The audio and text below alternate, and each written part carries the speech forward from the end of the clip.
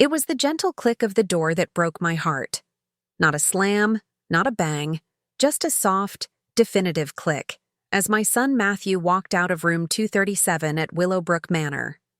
He didn't look back, didn't wave, just straightened his designer tie and disappeared down the hallway. Through my window, I watched him climb into his Range Rover, the same one I'd helped him buy when his architecture firm was struggling. The same son who'd just told me, "It's for the best, Mom. You'll be safer here." Before we jump back in, tell us where you're tuning in from, and if this story touches you, make sure you're subscribed, because tomorrow I've saved something extra special for you. Safer. As if the four walls of this nursing home could replace the 68 years of independence I'd built. As if at 72, I was suddenly incapable of making my own decisions. I glanced around the room. Beige walls, generic landscape print, the faint antiseptic smell that couldn't quite mask the underlying scent of old age and surrender. This was supposedly my new home, courtesy of my 3 children who'd decided, over Sunday brunch last week, that I could no longer be trusted to live alone after one small fall in my garden. One fall. One moment of lost balance while pruning my award-winning roses, and suddenly, I'd been deemed incompetent. My name is Josephine Brightwood, though everyone has called me Josie since before I can remember.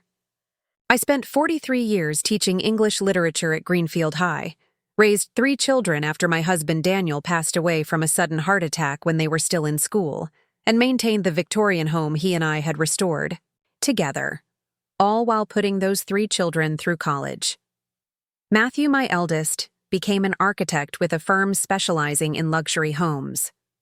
Rebecca, my middle child, followed in my footsteps as an educator, but quickly moved into administration, becoming the youngest principal in our district's history. And Charlotte, my baby, pursued law and now specialized in estate planning at one of the city's most prestigious firms. They were successful, driven, and apparently concerned enough about my well-being to make decisions without me. The irony of my situation wasn't lost on me. Last summer, I'd sat in Charlotte's office signing papers, finalizing the purchase of Willowbrook Manor through a series of discreet holding companies. It had been my secret project for 3 years, ever since. I'd visited my friend Elaine here and witnessed the cold efficiency with which the previous owners treated their residents. The understaffing, the mediocre food, the lack of activities or dignity afforded to the seniors who lived here. "The paperwork looks good, Mom," Charlotte had said, sliding the documents across her polished desk. "But are you sure about this investment? It's practically your entire retirement portfolio and Dad's life insurance." I just smiled. "Sometimes the best investments aren't the ones that make money, sweetheart." She'd assumed I was being sentimental, pursuing some vanity project in my twilight years. None of my children knew I'd spent the last decade quietly completing an online business degree, or that I'd been consulting for senior living facilities across 3 states. They didn't know I'd assembled a team of the best geriatric care specialists, nutritionists, and activity directors in the region. They had no idea that 6 months ago, I'd implemented a complete overhaul of Willowbrook's operations while keeping the name and exterior unchanged. And they certainly didn't know that every employee, from the janitors to the executive director, had strict instructions about what to do if my children ever tried to admit me as a resident. I unpacked my small suitcase that Matthew had brought.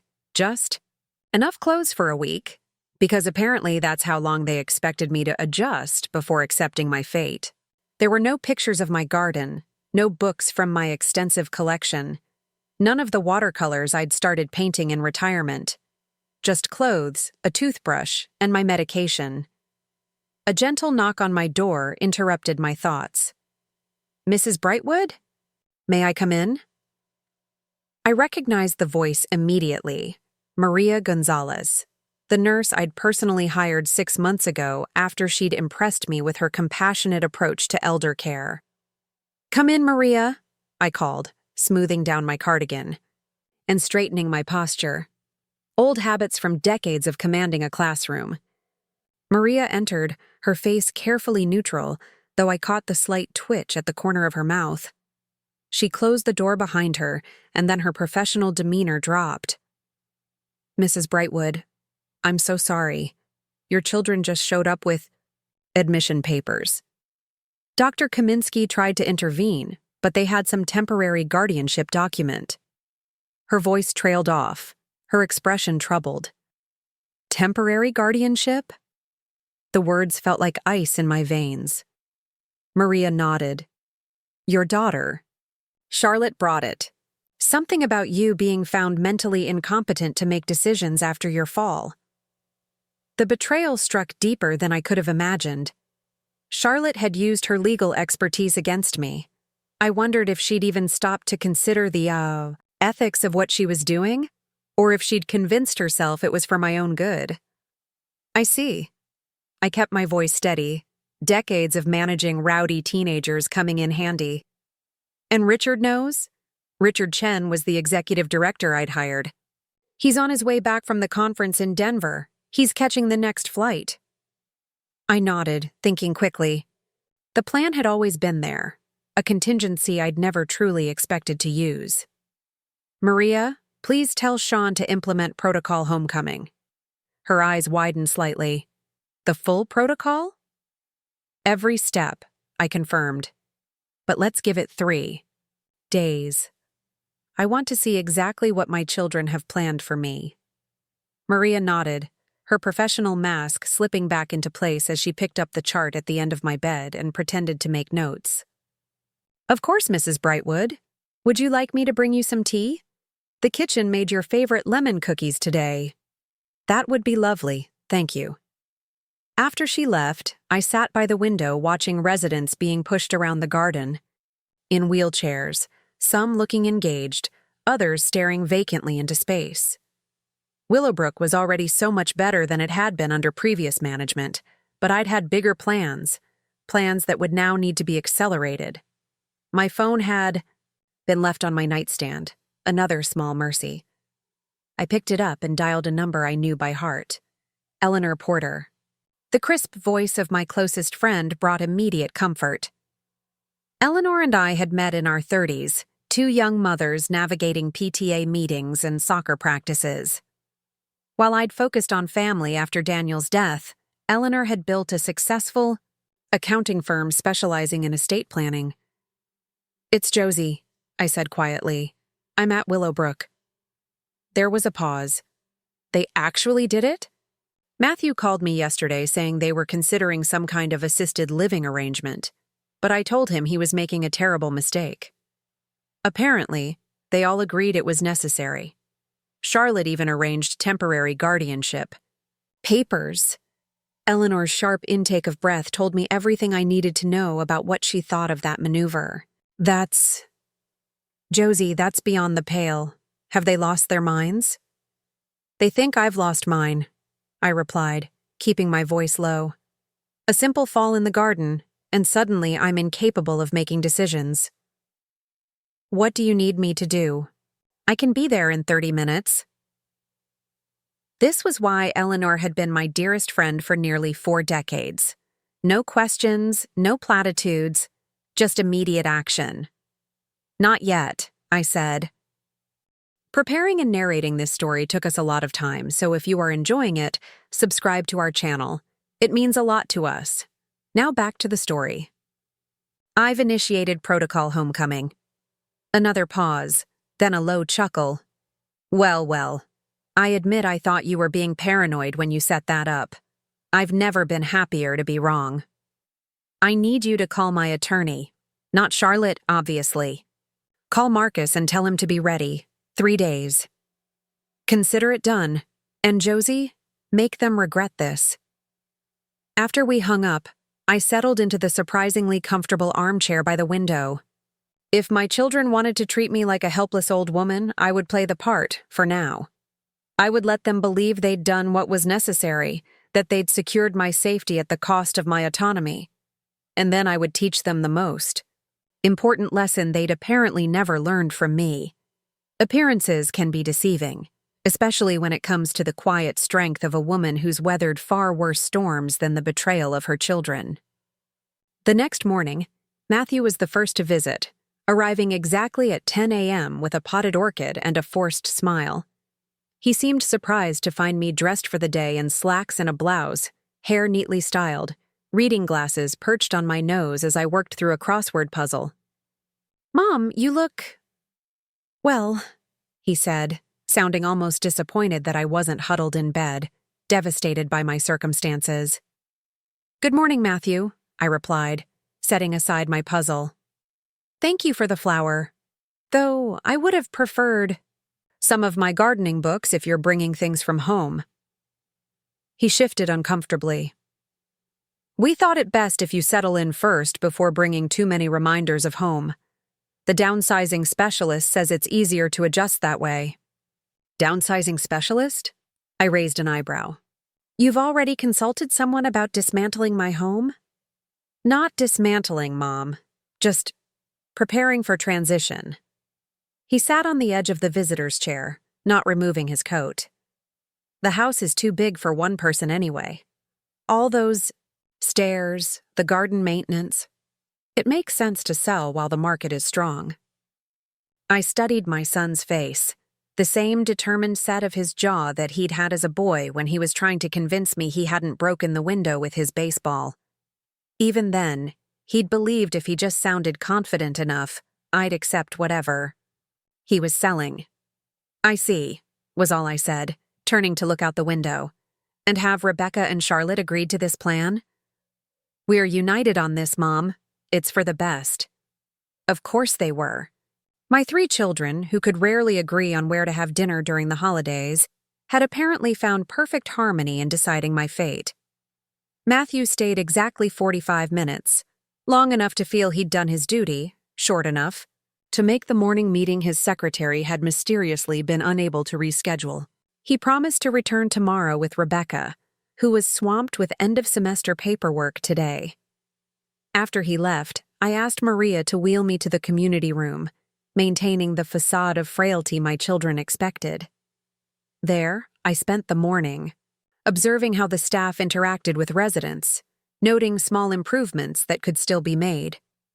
I participated in the watercolor class I'd approved funding for last month, creating a simple landscape that the instructor praised, perhaps, a bit too enthusiastically.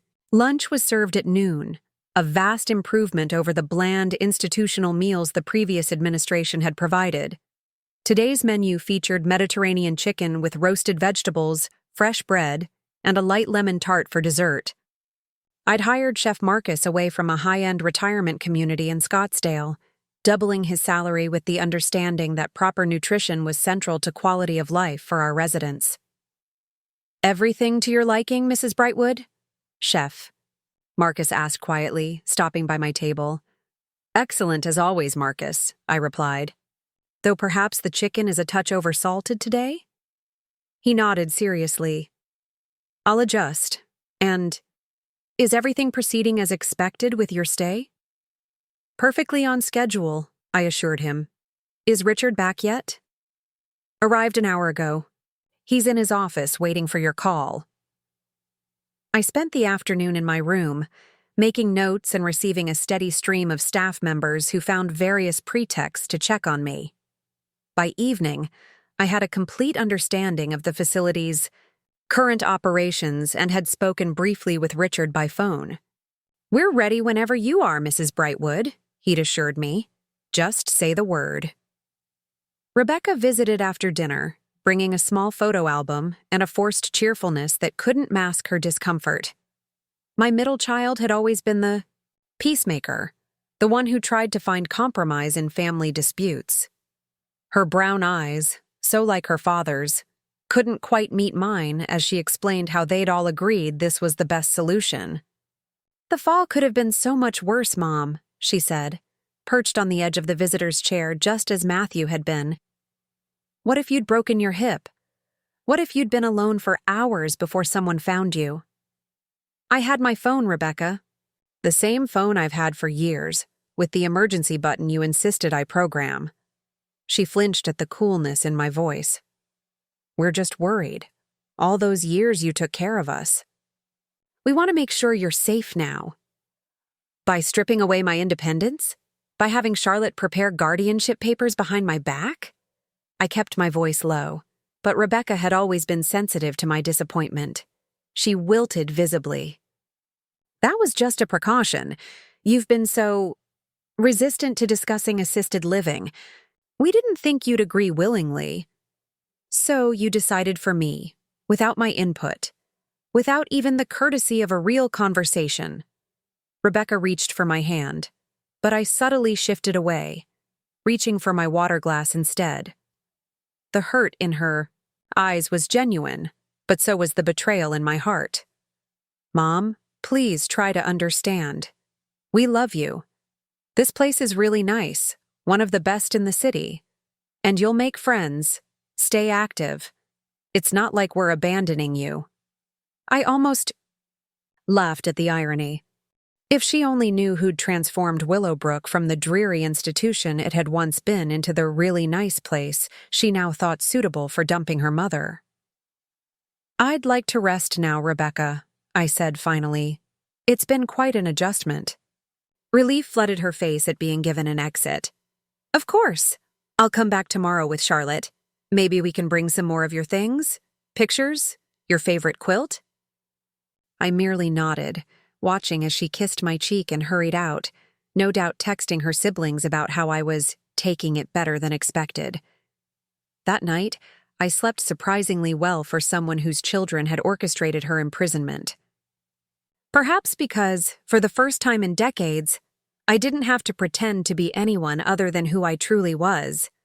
Not just Josie the mother, the widow, the retired teacher, but Josephine Brightwood, businesswoman and owner of Willowbrook Manor. Tomorrow, Charlotte would visit, completing the parade of well-meaning betrayal. And after that, well, protocol homecoming would ensure my children learned exactly what happened when they underestimated their mother. Charlotte arrived precisely at 11 a.m. the next day, looking every inch the successful attorney in her tailored suit and pearl earrings. Unlike her siblings, she didn't bring gifts or pretend this was a casual visit. My youngest had always been the most direct of my children. "How are you settling in?" she asked, her legal pad already out as if this were a client meeting. "As well as can be expected for someone who was brought here against her will," I replied mildly, watching her flinch slightly. "Mom, we've been over this. After your fall..." "One fall in the garden hardly constitutes grounds for temporary guardianship, Charlotte. I would have expected you of all people to understand that." She had the grace to look uncomfortable. "The doctor said you showed signs of disorientation after the fall, and you've been making some unusual financial decisions lately." "Ah, so that was it. They'd noticed money moving, perhaps seen some of the transfers I'd made for Willowbrook's renovation. Without understanding the context, they'd assumed cognitive decline. What unusual decisions would those be?" I asked, genuinely curious about how much they'd pieced together. Charlotte flipped through her notes. "Large withdrawals from your investment accounts, meetings with financial advisors Dad never used, secretive phone calls. Rebecca says you've been distracted, forgetful." I almost smiled. My careful business dealings misinterpreted as signs of dementia. If they'd bothered to actually talk to me instead of about me, this might have gone very differently. "I see. And none of you thought to simply ask me about these concerns?" Charlotte had the decency to look ashamed. "We tried, Mom. Remember that dinner 3 months ago when Matthew brought up retirement communities and you shut down the conversation immediately?" I did remember. My son had casually mentioned how his client's mother loved her new senior living apartment, an obvious attempt to gauge my interest. I'd changed the subject because I was in the middle of delicate negotiations with Willowbrook's previous owners and couldn't risk my children discovering my plans prematurely. One awkward dinner conversation hardly constitutes a thorough discussion of my future, Charlotte. She sighed, setting down her pen. "The guardianship is temporary, Mom. Just 90 days to make sure you're really okay. If you adjust well here, show that you're competent, we can revisit the arrangement. The condescension in her voice made my teeth clench, but I maintained my calm exterior. And who determines my competence? You? A doctor of your choosing? There will be an evaluation, she said carefully. Standard protocol. I nodded slowly. I see. And my home?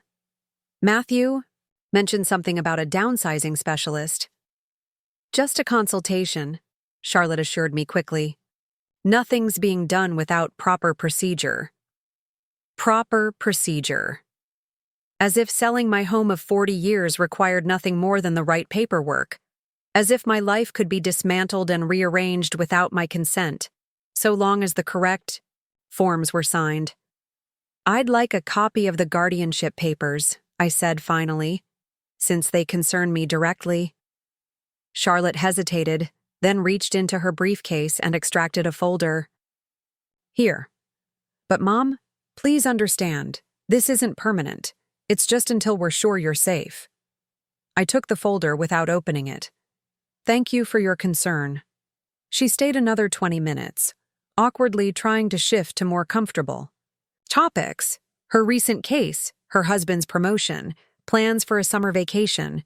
I responded politely but briefly, offering nothing to ease the tension between us. After she left, I finally opened the folder and read through the temporary guardianship order. Charlotte had been thorough, presenting evidence from the emergency room doctor about my confused state after the fall. I'd been trying to explain that I needed to call Eleanor about a business matter, which they'd interpreted as disorientation. She'd included bank statements showing large withdrawals, testimony from my housekeeper about finding unpaid bills, which had been deliberately set aside because they contained errors, and even a statement from Rebecca about finding me talking to myself in the garden. I'd been dictating notes into my phone about facility improvements.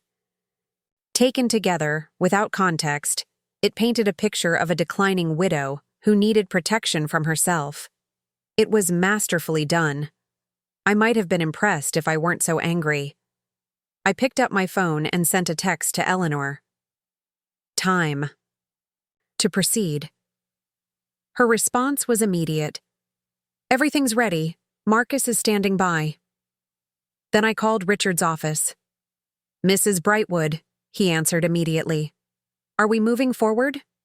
Yes, I said, feeling a calmness settle over me. Protocol homecoming, beginning tomorrow morning. And Richard?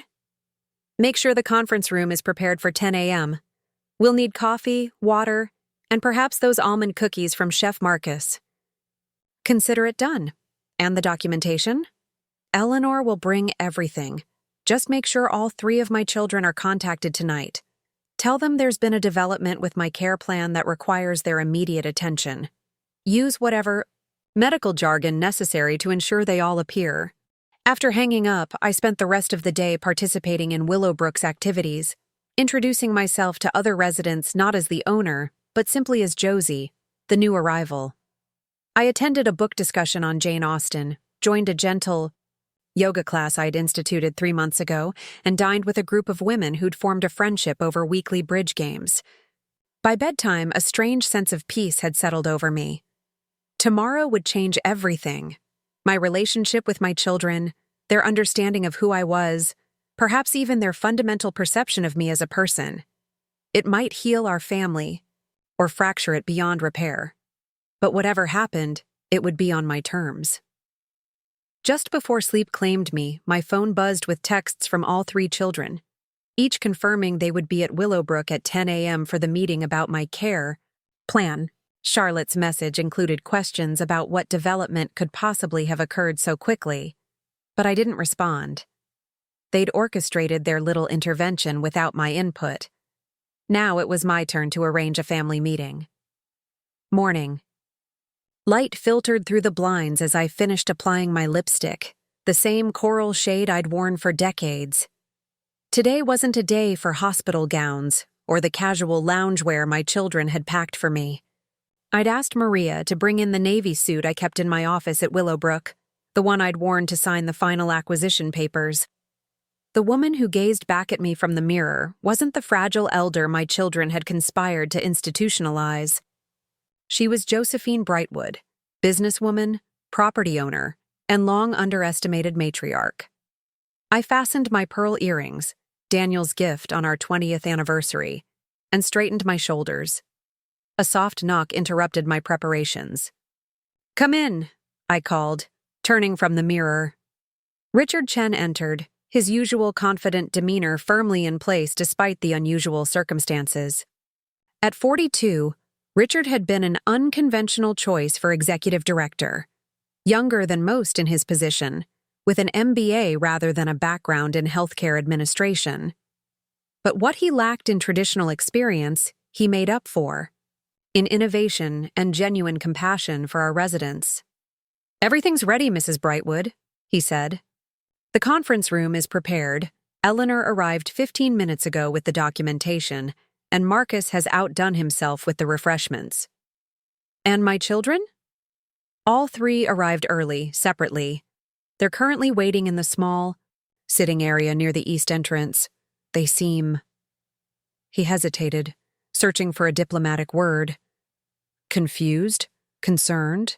Annoyed at having their busy schedules disrupted?" I suggested, with a wry smile. Richard nodded. "All of the above. Ms. Charlotte has already asked twice to speak with Dr. Kaminsky directly." "Let them stew a bit longer," I decided, checking my watch. It was 9:45. "Have Maria bring them to the conference room at exactly 10. I'd like to be seated when they arrive." "Understood." Richard paused, then added, "If I may say so, Mrs. Brightwood, you look formidable today." "That's precisely the idea, Richard. Formidable is exactly what's called for." After he left, I took a moment to center myself. This confrontation wasn't something I'd ever wanted or anticipated. When I'd purchased Willowbrook, it had been with visions of creating a model senior living community, one that honored the dignity and autonomy of its residents. Never had I imagined I'd be using my ownership as leverage against my own children. But they'd left me little choice. I made my way to the conference room through the administrative corridors, nodding to staff members who greeted me not as a resident, but as their employer. The small subterfuge gave me a surprising sense of satisfaction. In just 3 days, I'd observed Willowbrook from a resident's perspective, noting details that would have escaped me during my routine visits as owner. There were improvements still to be made, experiences to be enhanced. If nothing else came from this ordeal, at least my understanding of our residents' needs had deepened. Eleanor was waiting in the conference room, elegant as always in a crimson blazer that contrasted beautifully with her silver hair. She'd let it go gray in her 50s, declaring she'd earned every damn strand. Now in her 70s, she emanated the confidence of a woman who had built her life on her own terms. "Josie," she said, rising to embrace me, "you look ready for battle." "Not battle," I corrected. "Merely a long overdue conversation." Eleanor raised an eyebrow. "Is that what we're calling it?" "Because the stack of documents I've brought suggests something more definitive than a chat." I smiled at my oldest friend's characteristic directness. "Let's call it a reckoning, then." Eleanor had arranged the documentation in 3 neat portfolios, each labeled with one of my children's names. Whatever happened in the next hour, no one could accuse us of being unprepared. "You're sure about this approach?" Eleanor asked, her voice softening. "There are other ways to assert your independence." I considered her question carefully. They need to understand what they've done, not just to me but to their own integrity. They've made decisions based on assumptions and convenience, not truth or respect. That requires more than a gentle correction. Eleanor nodded, understanding, as always. She'd been there after Daniel died, watching me rebuild my life around my children. She'd cautioned me then about giving too much of myself, about the fine line between nurturing and self-sacrifice. Perhaps if I'd heeded her warnings sooner, we wouldn't be here now. At precisely 10 a.m., the conference room door opened. Maria led in my 3 children, their expressions cycling from confusion to concern as they spotted me at the head of the table, Eleanor at my right hand, and Richard standing professionally by the door. "Mom?" Matthew spoke first, his brow furrowed. "What's going on? They said there was an urgent meeting about your care plan." "There is," I replied calmly. "Please sit down. We have much to discuss." They exchanged glances but complied, taking seats along the opposite side of the table. Charlotte immediately pulled out her legal pad. "Who are all these people?" she demanded, her lawyer's instincts clearly triggered. "If this is about Mom's care, shouldn't Dr. Kaminsky be here?" "Dr. Kaminsky reports to me," Richard said smoothly. "I'm Richard Chen, Executive Director of Willowbrook Manor." "And I believe you all remember Eleanor," I added. "She's here in a professional capacity today." Rebecca frowned. "Professional capacity? Eleanor's an accountant." "Among other things," Eleanor replied with a smile that didn't quite reach her eyes. I leaned forward slightly, drawing their attention back to me. "3 days ago, you collectively decided I was incapable of managing my own affairs. You arranged temporary guardianship, papers, moved me into this facility without my consent, and began making plans to sell my home. All because I fell while gardening." Matthew shifted uncomfortably. "Mom, it wasn't just the fall. There were other signs." I held up a hand, silencing him. "I'm not finished." The sharpness in my voice startled them. Good. They needed to understand this wasn't a negotiation. "You made assumptions about my mental capacity based on fragments of information. You conspired behind my back instead of having an honest conversation. You treated me as an obligation to be managed rather than a person deserving of respect." I kept my voice level, despite the emotion building in my chest. "And in doing so, you made a catastrophic error in judgment." Charlotte's legal training kicked in. "Mom, the guardianship is temporary and based on documented concerns. If you're feeling this strongly, we can certainly revisit the arrangement." "But the guardianship," I interrupted, "is being dissolved as we speak. My attorney, Marcus Wellington, is filing the paperwork this morning, along with substantial evidence of my cognitive and financial competence." That got their attention. All 3 straightened in their chairs. "Your attorney?" Rebecca asked. "When did you—" "That's hardly the most significant revelation of the day," Eleanor interjected, sliding the portfolios across the table. "You might want to review these documents before continuing." My children exchanged confused glances before opening the folders. I watched their faces as understanding dawned. First disbelief, then shock, followed by varying degrees of embarrassment and dismay. This can't be right," Matthew stammered, looking up from the property deed with my name clearly listed as owner. "You bought Willowbrook Manor? The entire facility?" "Approximately 18 months ago," I confirmed. "The acquisition was completed through a holding company to maintain privacy during the transition period." Charlotte, ever the attorney, was already flipping through the financial statements. "These numbers. Mom, this is practically your entire portfolio. The risk involved was calculated and acceptable," I finished for her. Eleanor's firm handled the financial modeling. "The investment is already showing positive returns, as you can see on page 12. Rebecca hadn't spoken, her eyes fixed on the organizational chart that showed me as chairman of the board, with Richard as executive. Director reporting directly to me. Her educator's mind was connecting the dots fastest. "All those meetings," she said quietly. "The phone calls, the trips to visit friends in other cities. You were researching senior living models." I nodded. "I visited 27 facilities across the country, consulting with administrators, healthcare providers, and most importantly, residents. Willowbrook was struggling under its previous ownership, understaffed, underperforming, and failing to provide the quality of life its residents deserved. "So you bought it," Matthew said flatly, still processing. "Without telling any of us." "Yes?" "Why?" Charlotte demanded. "Why the secrecy? Why not just tell us what you were doing?" I regarded my youngest thoughtfully. "Would you have supported the venture? A 72-year-old widow with no business background investing? Millions in a struggling senior living facility?" Her silence was answer enough. "You would have reacted exactly as you did when you saw the financial movements, with concern, doubt, and paternalistic intervention," I continued. "You would have questioned my judgment, suggested safer investments, perhaps even tried to prevent me from risking my future. You would have seen only the risk, not the vision." "That's not fair," Matthew protested. "We were worried about you." "Were you?" I asked sharply. "Or was it simpler to assume cognitive decline than to consider I might be pursuing something meaningful on my own terms? Did any of you actually ask me directly about these concerns? Or did you just talk amongst yourselves about what to do with me?"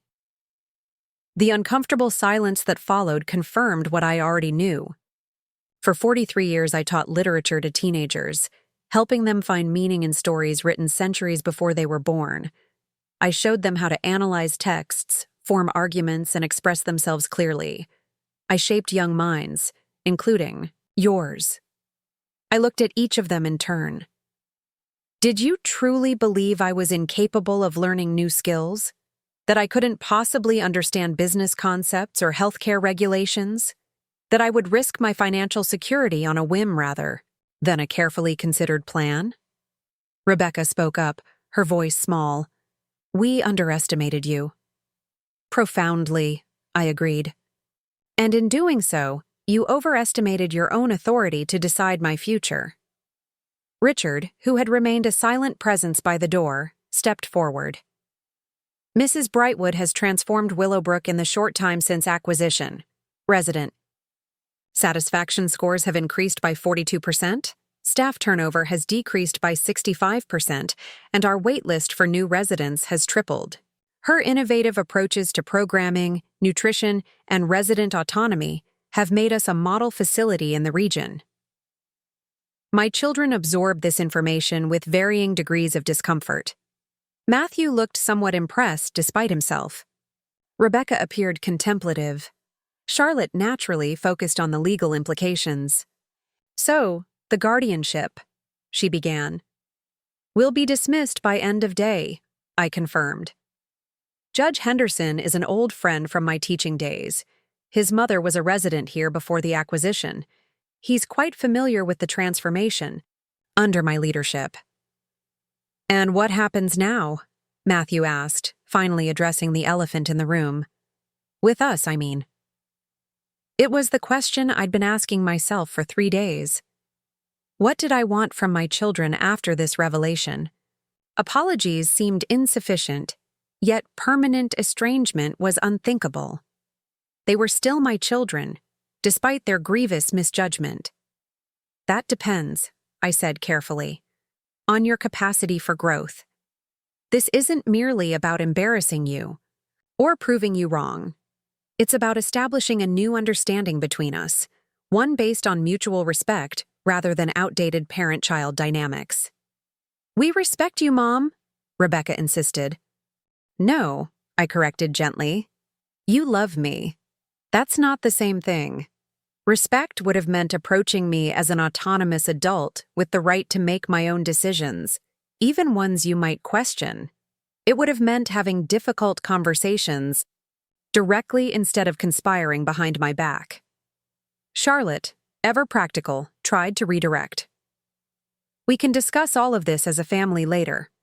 Right now, we need to address the immediate situation. If the guardianship is being dissolved, will you be returning home?" "I will," I confirmed, "though I'll continue to spend considerable time here at Willowbrook. My work isn't finished." "And our relationship?" Matthew ventured. I considered. "My eldest, remembering the little boy who'd needed 3 nightlights to sleep, who'd cried when his father died until he decided at 14 that men don't show tears, now approaching 50, successful in his career but still seeking approval in ways he probably didn't recognize himself.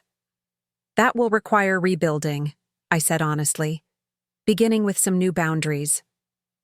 Eleanor slid another document across the table. This one wasn't legal or financial, but a simple typed page titled Terms of Engagement. "What's this?" Rebecca asked, scanning the contents. "My conditions for moving forward," I explained. "I've given it considerable thought." The list was straightforward. 1. I would maintain complete autonomy over my living arrangements, financial decisions, and healthcare choices. 2. Any concerns about my well-being would be addressed directly with me before any action was taken. 3. Family meetings would occur monthly to maintain open communication. 4. Each of them would volunteer at Willowbrook for a minimum of 4 hours monthly to better understand the world I was building. 5. And finally, visiting hours at my home would be by appointment only for the next 90 days, the exact length of the guardianship they had attempted to impose. "Visiting hours?" Matthew repeated, incredulous. "At your house?" "Consider it a cooling-off period," I said, "as well as a reminder that access to my life is a privilege, not a right, even for my children." Charlotte's legal mind was already at work. "These aren't legally binding." "No," I agreed. "They're relationally binding. You can choose to accept these terms and begin rebuilding trust, or you can reject them and face the natural consequences to our relationship." The silence that followed was heavy with implication. My children exchanged glances, a wordless communication passing between them. "We need some time to process all this," Rebecca finally said. "Of course," I nodded. "I'll be returning home this afternoon. You're welcome to contact me tomorrow to discuss your decisions." Richard stepped forward again. "I can escort you out when you're ready. Mrs. Brightwood has appointments with her management team for the remainder of the day." It was a polite dismissal, and they recognized it as such. One by one, they gathered their things and stood. Matthew hesitated, then stepped toward me as if to offer a hug or perhaps an apology. I maintained my position, neither encouraging nor rebuffing the gesture. After a moment, he nodded slightly and followed his sisters toward the door. "Mom?" Charlotte turned back, her expression a complex mixture of legal calculation and genuine emotion. "For what it's worth, I am sorry. We thought we were doing the right thing." "I know," I said softly. "That's what makes it so troubling." After they left, Eleanor let out a low whistle. "Well, that was something. How are you feeling?" I considered the question carefully. Vindicated, sad, determined. It's not the relationship I wanted with my children at this stage of life. "They'll come around," Eleanor predicted. "Once the shock wears off, they might even respect you more for standing your ground." "Perhaps," I conceded. "But something fundamental has changed. They've seen me as mom for so long, provider, nurturer, safety net. Now they'll have to reckon with Josephine as well." Richard returned, closing the door behind him. "They've left the building. Dr. Kaminsky asked if you'd like to formally check out this afternoon, or if you prefer to wait until tomorrow." "This afternoon would be best," I decided. "I'd like to sleep in my own bed tonight." "I'll drive you," Eleanor offered, "and stay for dinner if you'd like company." I smiled gratefully at my friend. I'd appreciate that. But first, I have a management team to meet with. I believe we were discussing expanding the art therapy program. Richard nodded, his professional demeanor softening slightly. "The team is assembled in your office whenever you're ready." As we walked through the corridors of Willowbrook, staff members nodded respectfully. A few residents called out greetings, unaware of the morning's drama, but pleased to see a familiar face. I'd spent 18 months transforming this place while maintaining my anonymity as owner. That would change now, but I found I didn't mind. There was something liberating about stepping fully into the identity I'd crafted for myself in my 7th decade. My office was modest but elegant, featuring the same touches of comfort I'd insisted on throughout the facility: natural light, comfortable seating, plants, and artwork by local artists. The management team, heads of nursing, activities, dining, and facilities, waited inside, their faces showing both concern and curiosity. News traveled fast in settings like this. "Good morning," I said, taking my seat at the head of the table. "Thank you for your patience during this unusual situation. As you may have guessed, I'm not remaining as a resident." A few chuckles rippled around the table. "However," I continued, "this experience has provided valuable insights I'd like to implement. Sonia, the shower water pressure on the east wing needs adjustment. James, the lighting in the communal areas becomes too harsh after sunset. We should install dimmers. And Marcus, while your food is excellent, the standard trays make it difficult for residents with arthritis to manage." They scrambled for notepads, taking down my observations with serious attention. "Most importantly," I added, "I experienced firsthand how it feels to have autonomy stripped away by well-meaning people. It reinforced my conviction that our core mission must be preserving dignity and independence for our residents, even as we provide necessary care." Heads nodded around the table. This had been my mantra since acquisition, but now it carried the weight of personal experience. "Now," I said, opening the folder before me, "let's discuss the art therapy expansion. The preliminary budget looks promising." The meeting continued for 2 hours, covering operational issues, staffing concerns, and programming innovations. Throughout, I felt a sense of purpose that had been building since Daniel's death had forced me to reimagine my life. Teaching had been my vocation for decades, but creating a community where aging was approached with dignity and creativity, this was my legacy. When the meeting concluded, I found Maria waiting outside with my few belongings packed neatly in the suitcase Matthew had brought just 3 days ago. "Your car is ready at the main entrance, Mrs. Brightwood," she said, her usual professionalism tinged with warmth. And if I may say so, it was an honor to be part of Protocol Homecoming, even if just in a small way. I smiled, touched by her sincerity. "There was nothing small about your role, Maria. Your compassion and discretion were essential. In fact, I'd like to discuss expanding your responsibilities when I return next week. We need more people with your perspective in leadership positions." Her eyes widened slightly. "I'd be honored to discuss that." Eleanor was waiting at the main entrance, keys in hand.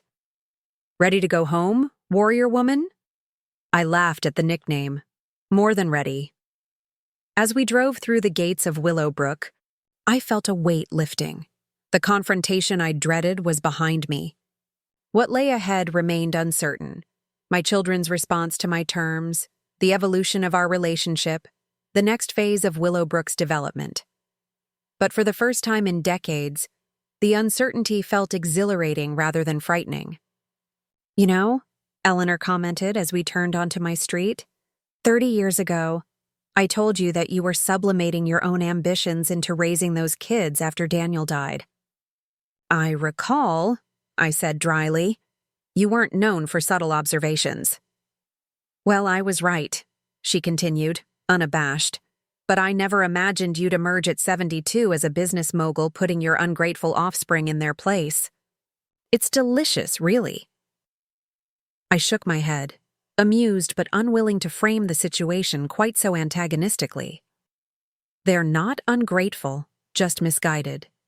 They still see me as the mother who needed to be strong for them after their father died, not as someone with dreams and capacities beyond that role." "And now?"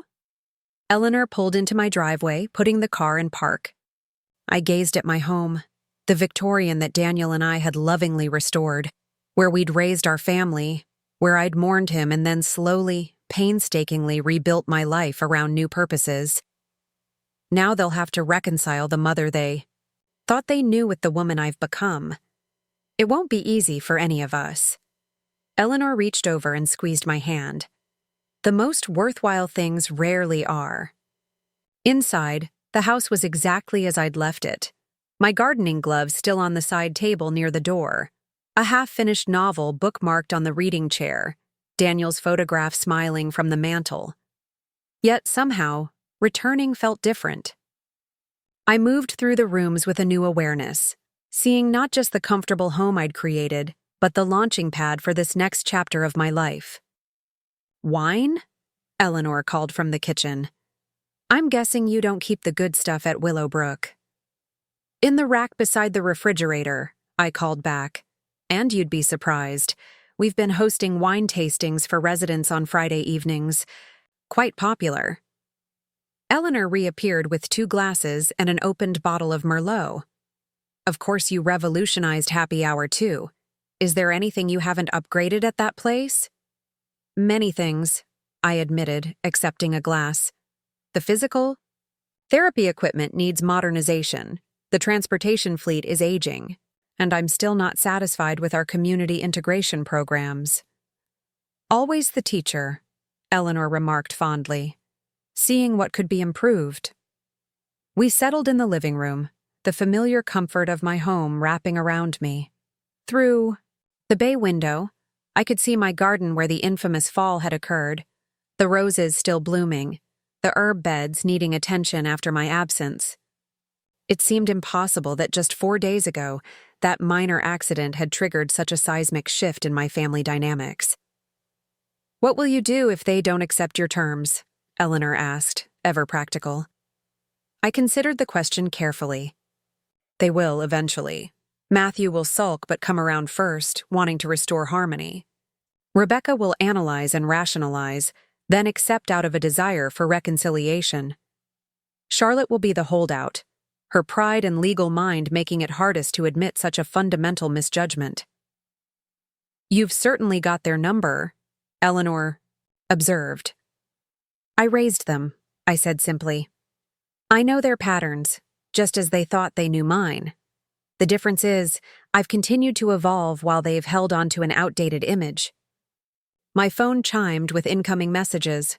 Richard confirming my official discharge from Willowbrook, Dr. Kaminsky sending discharge instructions as a formality, and Marcus Wellington reporting that the guardianship dismissal was proceeding smoothly. No messages from my children, not yet. "You changed the rules of engagement," Eleanor noted, seeing my expression as I checked my phone. "They're recalibrating." "They're licking their wounds," I corrected, "and possibly consulting with other legal minds about the implications of my ownership of Willowbrook." "Probably both," Eleanor conceded. "But Josie, what you did today, standing up for yourself, refusing to be diminished, it matters beyond just your family situation. Do you know how many women our age simply acquiesce when their children start making decisions for them? How many capable, intelligent women are ushered into dependency because it's more convenient for everyone else?" I nodded, thinking of residents I'd met during my facility tours before acquiring Willowbrook. Women who'd managed households, careers, community organizations, suddenly reduced to childlike status, their preferences dismissed, their autonomy compromised. It had been one of the driving forces behind my decision to transform senior living, starting with Willowbrook. "It's why the work matters," I said quietly. "It's not just about creating a more pleasant environment or better activities. It's about preserving personhood until the very end." Eleanor raised her glass. "To personhood, then, and to my best friend, who's apparently just getting started at 72. I laughed, clinking my glass against hers. "To new beginnings, at any age." As evening settled over the house, Eleanor and I prepared a simple dinner together, falling into the comfortable rhythms of decades of friendship. We discussed books, politics, the art exhibition she was planning to visit next month. Normal conversation that felt extraordinary after the intensity of the past few days. After dinner, standing in the doorway as Eleanor prepared to leave, I felt a sudden wave of gratitude for her steadfast presence in my life. "Thank you," I said simply, "for everything." She waved away my gratitude with characteristic briskness. "Please.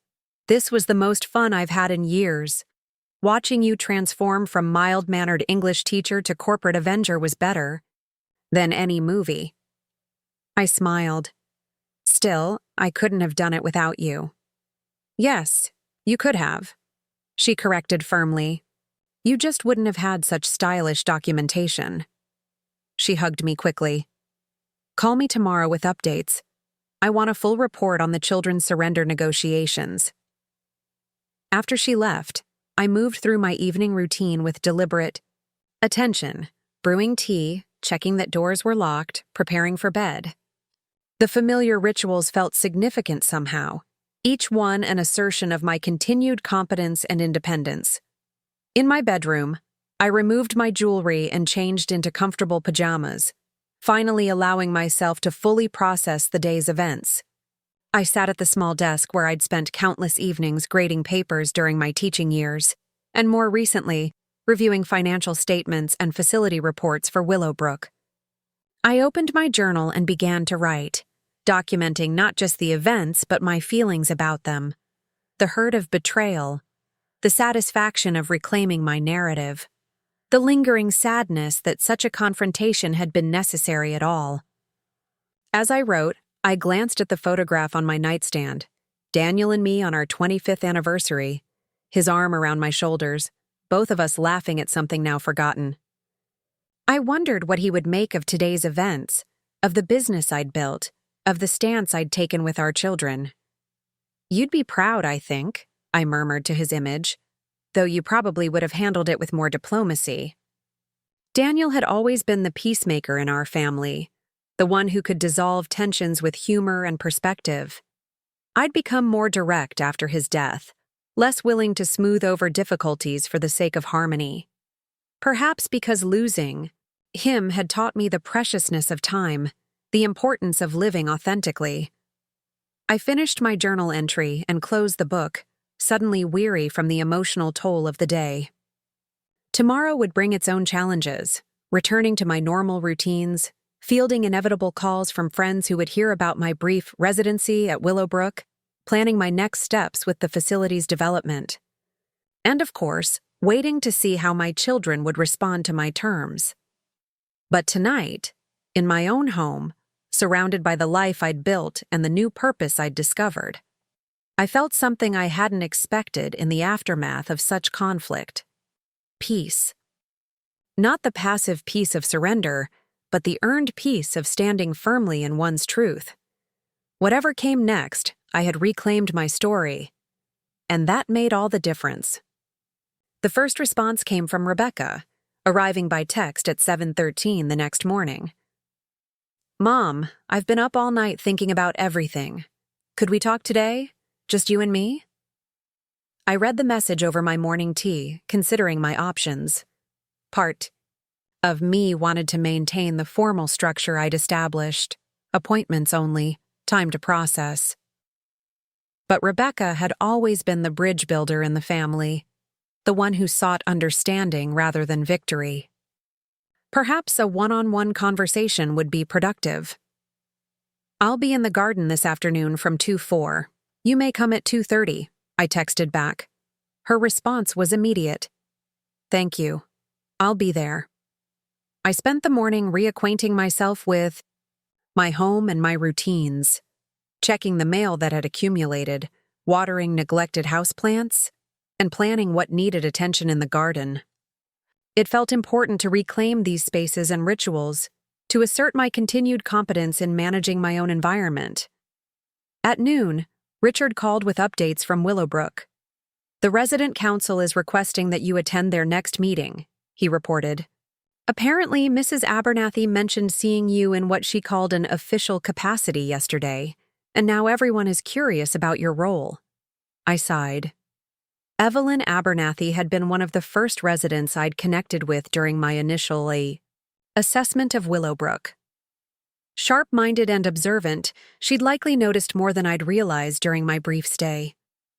"I suppose it's time for transparency," I conceded. "Schedule the meeting for next week. I'll prepare a proper introduction."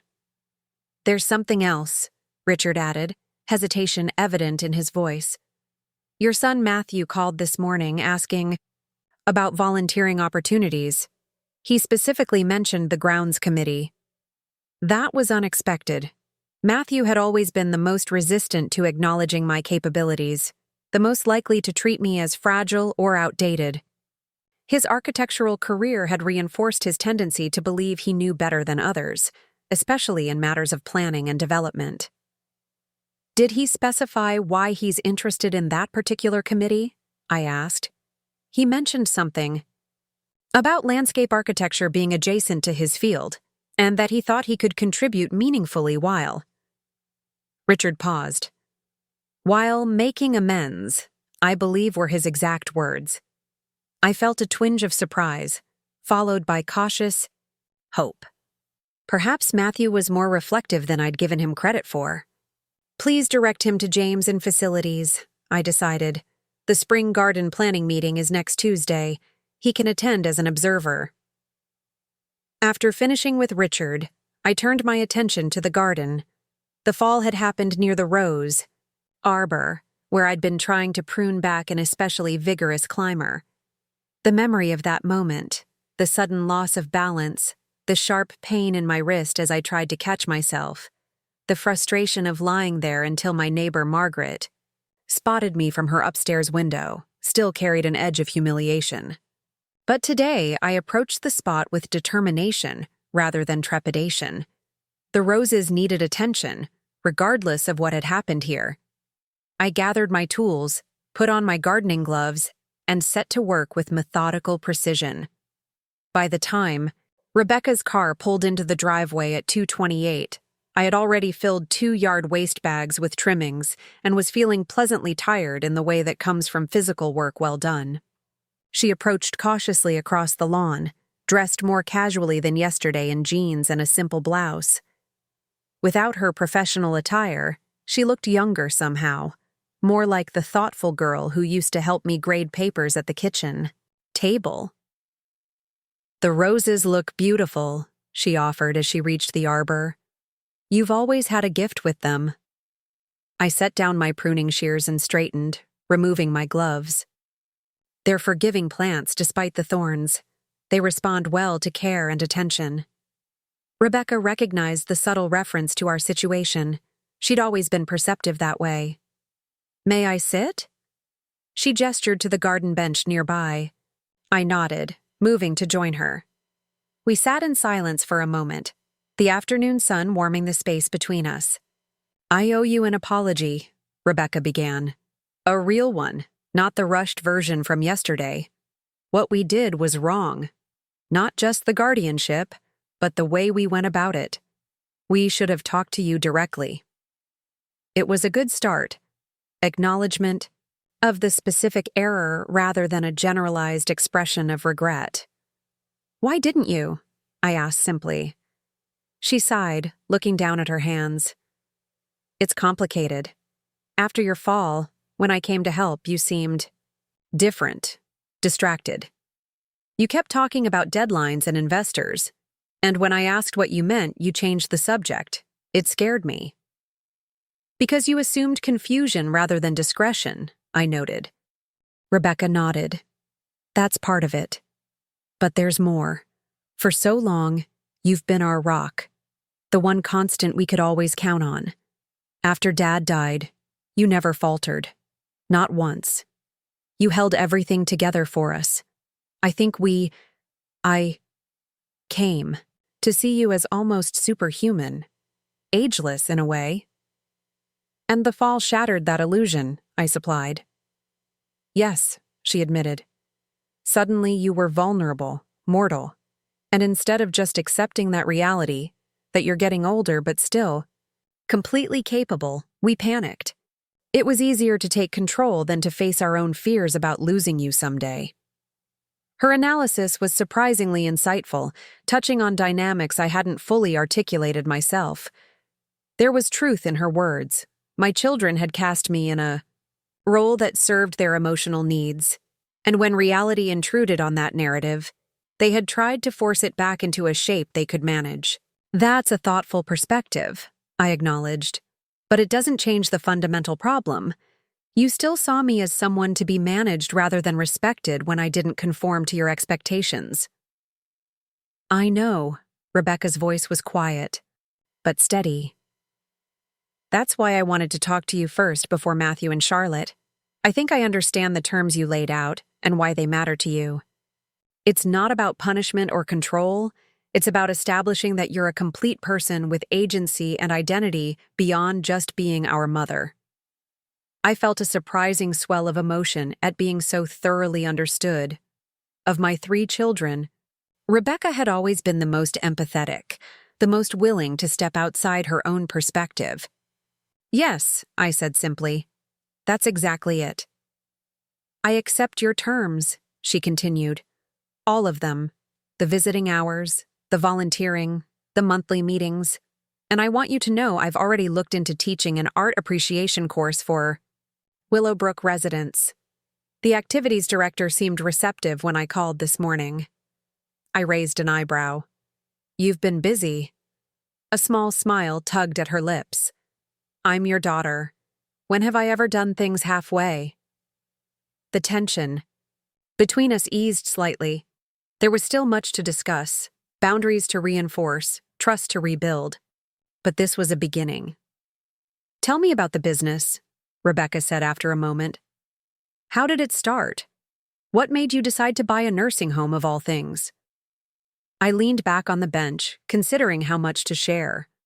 The full story was complex, rooted in experiences and observations gathered over decades. But perhaps it was time to let my children see more of my inner world, to understand the woman beyond the mother they thought they knew.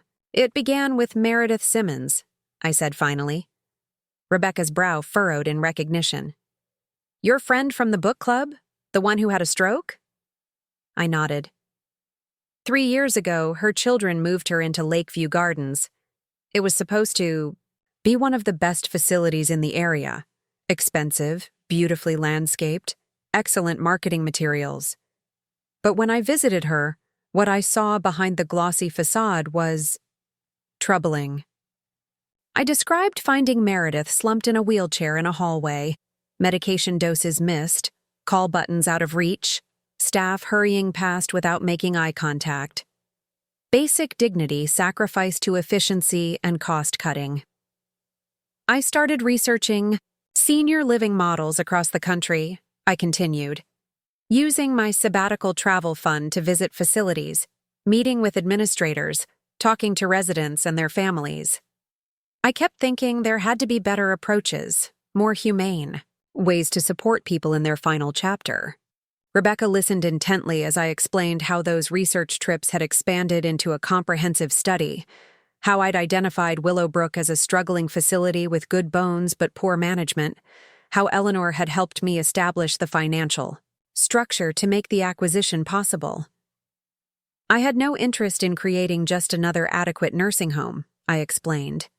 I wanted to build a community where aging is approached with creativity and respect, where residents maintain as much autonomy as possible for as long as possible, where the end of life isn't treated as a medical condition to be managed, but as a profound chapter to be lived fully. That's amazing, Rebecca said softly. And we never even noticed what you were building. You weren't meant to. Not yet, I reminded her. I wanted to prove the model worked before sharing it more broadly. I needed to establish my credibility in this field on my own terms. We talked for another hour, the conversation flowing more naturally as old patterns of communication reasserted themselves. Rebecca asking thoughtful questions, me providing context and detail. Both of us occasionally reminiscing about Daniel and how he might have approached the situation. As the afternoon light began to soften, Rebecca checked her watch reluctantly. I should go. Parent-teacher conferences tonight. I nodded, rising from the bench. Thank you for coming. And for listening.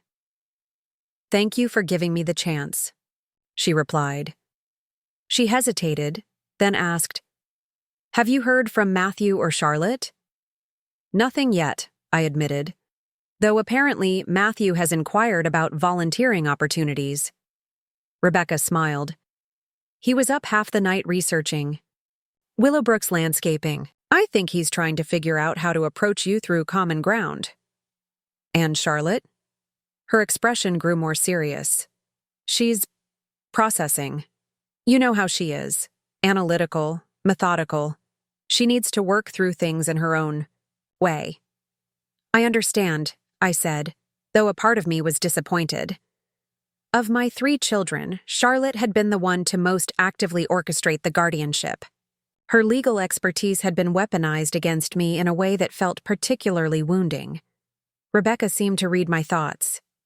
She'll come around, Mom. She's just struggling with having been so completely wrong about something she approached as a professional matter. Her injured pride isn't my primary concern, I said, more sharply than intended. I know, Rebecca conceded. I hope we can all find a way forward that preserves our family relationship, even as it evolves. I softened slightly. That's my hope as well, but it will require genuine change, not just apologies. We walked together to her car. Before leaving, she turned to me with an earnest expression. I'm proud of you, Mom. What you've built, what you're trying to do with Willowbrook, it's important work. I should have seen that something significant was happening in your life instead of jumping to the worst conclusions. The validation was unexpected and touching. Thank you, I said simply. That means a great deal.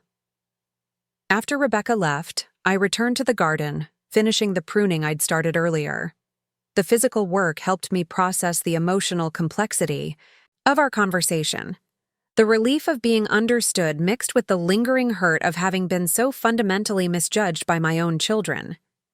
As twilight approached, I gathered my tools and headed inside, body tired but mind still active. I was preparing a simple dinner when my phone rang with an unknown number. Mrs. Brightwood, this is Dr. Howard from University Hospital. I'm calling. About your daughter, Charlotte. My heart seized. What's happened? Is she all right? She's stable, he assured me quickly. She was in a minor car accident. Nothing life-threatening, but she has a concussion and a broken wrist. She's asking for you. I took a steadying breath. I'll be right there. Which entrance should I use? 20 minutes later, I hurried through the emergency department doors, directed by the receptionist to a curtained area near the back. Charlotte was lying on a hospital bed, her left wrist in a temporary splint, a nasty bruise forming at her temple. Mom, she said, voice slightly slurred. You came. Of course I came, I replied, moving to her side. What happened? Stupid, she mumbled. Wasn't paying attention. Too busy thinking about court cases and mothers who secretly own nursing homes. Despite the circumstances, I couldn't help a small smile at her characteristic directness, even when concussed. Well, at least your sense of humor is intact. A doctor appeared, clipboard in hand. Mrs. Brightwood? I'm Dr. Howard. We've done scans, and while the concussion is mild, we'd like to keep someone with her for the next 24 hours to monitor symptoms. I understand, I nodded. I'll take her home with me. Charlotte attempted to protest, but her arguments were undermined by the visible effort it took to form coherent sentences. An hour later, discharge papers signed and prescriptions in hand, I was helping her into my car. This is humiliating, she muttered as I buckled her seatbelt like she was a child. Yesterday you revealed yourself as a secret business magnate, and today I'm an incompetent driver who needs babysitting for a bump on the head. Life has a way of keeping us humble, I observed mildly, closing her door and walking around to the driver's side. The drive to my house was quiet, Charlotte fighting against the drowsiness from her medication while I navigated the evening. Traffic.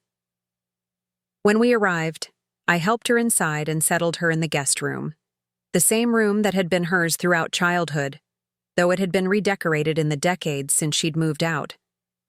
"You need to rest," I said, placing a glass of water and her pain medication on the nightstand. "Doctor's orders." "Wait," Charlotte caught my wrist weakly. "We need to talk. About yesterday. About everything." I shook my head. "Not tonight. You need to heal first." "But the terms," she insisted, fighting against heavy eyelids. "Your conditions. I need to tell you." "Tomorrow," I said firmly. "Rest now." She was asleep before I reached the door. I called Eleanor to update her on the situation, then notified Matthew and Rebecca about their sister's accident. Both immediately offered to come over, but I assured them Charlotte was resting comfortably and suggested they visit tomorrow instead. The irony wasn't lost on me. Less than a week after my children had conspired to place me in a care facility against my will, I was now providing emergency care for one of them. Life did indeed have a way of balancing accounts. I spent the evening checking on Charlotte periodically, watching for any concerning changes in her condition. Between these wellness checks, I worked on facility reports for Willowbrook, catching up on the correspondence that had accumulated during my brief residency. Around midnight, I heard movement from the guest room. I found Charlotte sitting up in bed, looking disoriented. "Where am I?" she asked, then recognition dawned. "Oh, Mom's house." "How are you feeling?" I asked, sitting beside her on the edge of the bed. "Like I ran into a wall," she admitted, "which is basically what happened." I handed her the pain, medication, and water. "The doctor said you might experience some confusion. It's normal with concussions." She took the pills obediently. "I remember now. I was driving to a colleague's house to discuss you, honestly. I was distracted, missed a stop sign, and clipped another car. Airbag deployed." She touched the bruise on her temple gingerly. "The other driver is okay, thank goodness." "You should try to sleep more," I suggested. "Healing takes energy." Charlotte nodded, then surprised me by asking softly, "Would you sit with me for a while? Like you used to when I was sick as a kid?" The request transported me back decades. Charlotte at 7 with strep throat, at 12 with a broken ankle, from soccer, at 16 with mononucleosis. I'd always sat beside her bed, grading papers or reading while she slept, a quiet presence until she felt secure enough to drift off. "Of course," I said, settling into the armchair near the window. "I'm sorry, Mom," Charlotte said suddenly, her usual articulate precision softened by medication and fatigue. "I really messed up. The guardianship was my idea. I presented it to Matthew and Rebecca as the logical solution, used my legal expertise to make it seem like the only responsible option. I railroaded them, just like I railroaded you." The confession hung in the air between us, raw and unvarnished. "Why?" I asked simply. She sighed, wincing slightly at the movement. "Control, probably. That's what Dr. Winters would say." "I've been seeing her for a year now. Therapist," she clarified, seeing my questioning look. "She says I have a tendency to manage uncertainty by taking charge, especially with family." This was news to me. Charlotte had always been intensely private about her personal struggles, presenting a polished, confident face to the world. "Dad's death hit me the hardest, I think," she continued, her guard lowered by medication and concussion. "I was just starting high school. Everything felt chaotic, unpredictable. But you were so strong, so steady. You became my fixed point. So when you started showing signs of change, being secretive, making unusual financial moves, it triggered all those old fears." "And your solution was to take control," I supplied. "Yes," she admitted. "I told myself it was for your protection, but it was really about maintaining my own sense of security. If I could manage your aging process, control the variables, then maybe I wouldn't have to face losing you too someday." Her vulnerability was startling. Charlotte, my fiercely independent youngest, who had always maintained emotional distance, was laying bare the fears that drove her actions. "We all have to face loss eventually," I said gently. "It's part of the human experience." "I know," she murmured, eyelids growing heavy again. "But knowing doesn't make it easier. What you're doing at Willowbrook, it's about managing that journey with dignity, isn't it? Creating a better way to face the inevitable." "Yes," I said, surprised and touched by her insight despite her impaired state. "That's exactly it. It's important work." Charlotte's words were becoming slurred as sleep began to reclaim her. "I want to help. Not just volunteer hours, legal expertise, regulatory navigation, estate planning workshops for residents, something meaningful." Her voice trailed off as she drifted into sleep. I sat watching her for a long while, this complex daughter of mine whose sharp intellect often masked a deep well of feeling. In sleep, her face relaxed, I could still see echoes of the serious little girl who had organized her books by subject matter at age 6, who had argued passionately for justice in playground disputes, who had chosen law as a means to create order in a world that had proven chaotic and unpredictable. I moved quietly to the bedside, gently brushing hair from her forehead, careful to avoid the bruised area. Whatever reconciliation we might find would be complicated by her need for control and my need for autonomy. But tonight had revealed depths. To Charlotte I hadn't fully appreciated before. An awareness of her own patterns, a willingness to acknowledge her mistakes, and a desire to contribute meaningfully to the work I'd undertaken. It was a beginning, at least. The next morning brought Matthew, arriving at 9 a.m. sharp with a paper bag from Simmons Bakery containing my favorite cinnamon rolls. "I called first," he said when I opened the door, holding up his phone as evidence. "Left a message. Visiting. Hours protocol." His attempt at respectful compliance was both awkward and touching. I stepped aside to let him in. "Charlotte's still sleeping," I informed him, accepting the bakery bag. "The medication makes her drowsy." "How bad is it?" he asked, concern evident in his expression. "Mild concussion, broken wrist. She'll recover fully, but she needs rest. And monitoring today." He nodded, following me to the kitchen where I put on coffee and arranged the cinnamon rolls on a plate. We moved through these domestic rituals in silence, the familiarity of the actions contrasting with the new tension between us. "I've been thinking about what you said yesterday," Matthew finally spoke as we sat at the kitchen table. "About respect versus love. You were right. I've loved you without respecting your capacity to keep evolving, to take on new challenges."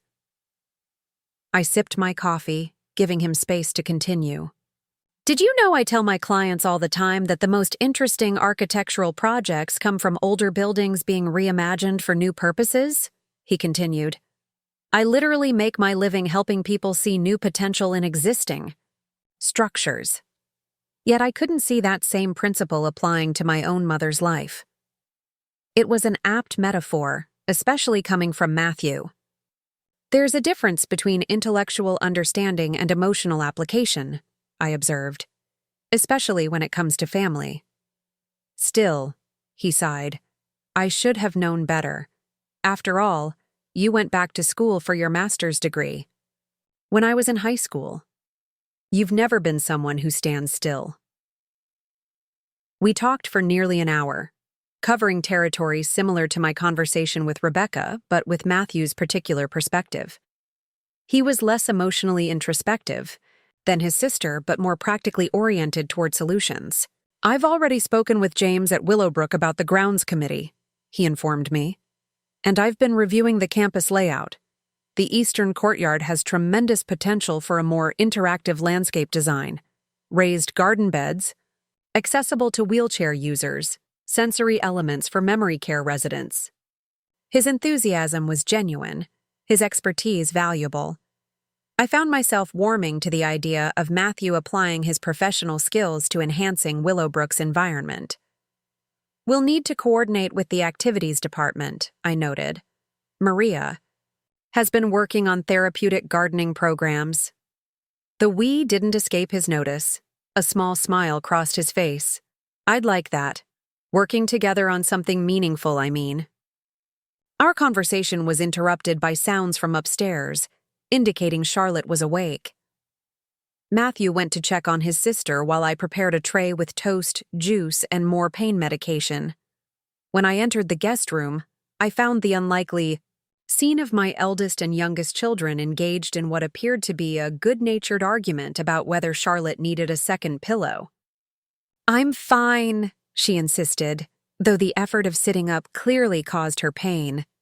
"You're concussed and argumentative," Matthew countered, adjusting the pillow anyway. "Classic Charlotte." "Children?" I interrupted mildly. "Perhaps we could focus on breakfast before pillow arrangements?" They both turned to me with such identical expressions of chastened compliance that I nearly laughed. For a moment, they were 10 and 7 again, caught squabbling over something inconsequential. The morning evolved into an impromptu family gathering as Rebecca arrived around 11, having rearranged her schedule to check on Charlotte. I observed my 3 children together, Matthew's protective hovering, Rebecca's practical assistance, Charlotte's grudging acceptance of their help, and felt a complex mixture of emotions. There was still much to resolve between us. The terms I'd laid out remained in effect, boundaries that needed to be respected as we rebuilt trust. But watching them interact in my home, caring for each other while respecting my authority within this space, I allowed myself to hope that perhaps we could forge a new kind of family relationship, one based on mutual respect rather than outdated patterns of obligation and assumption.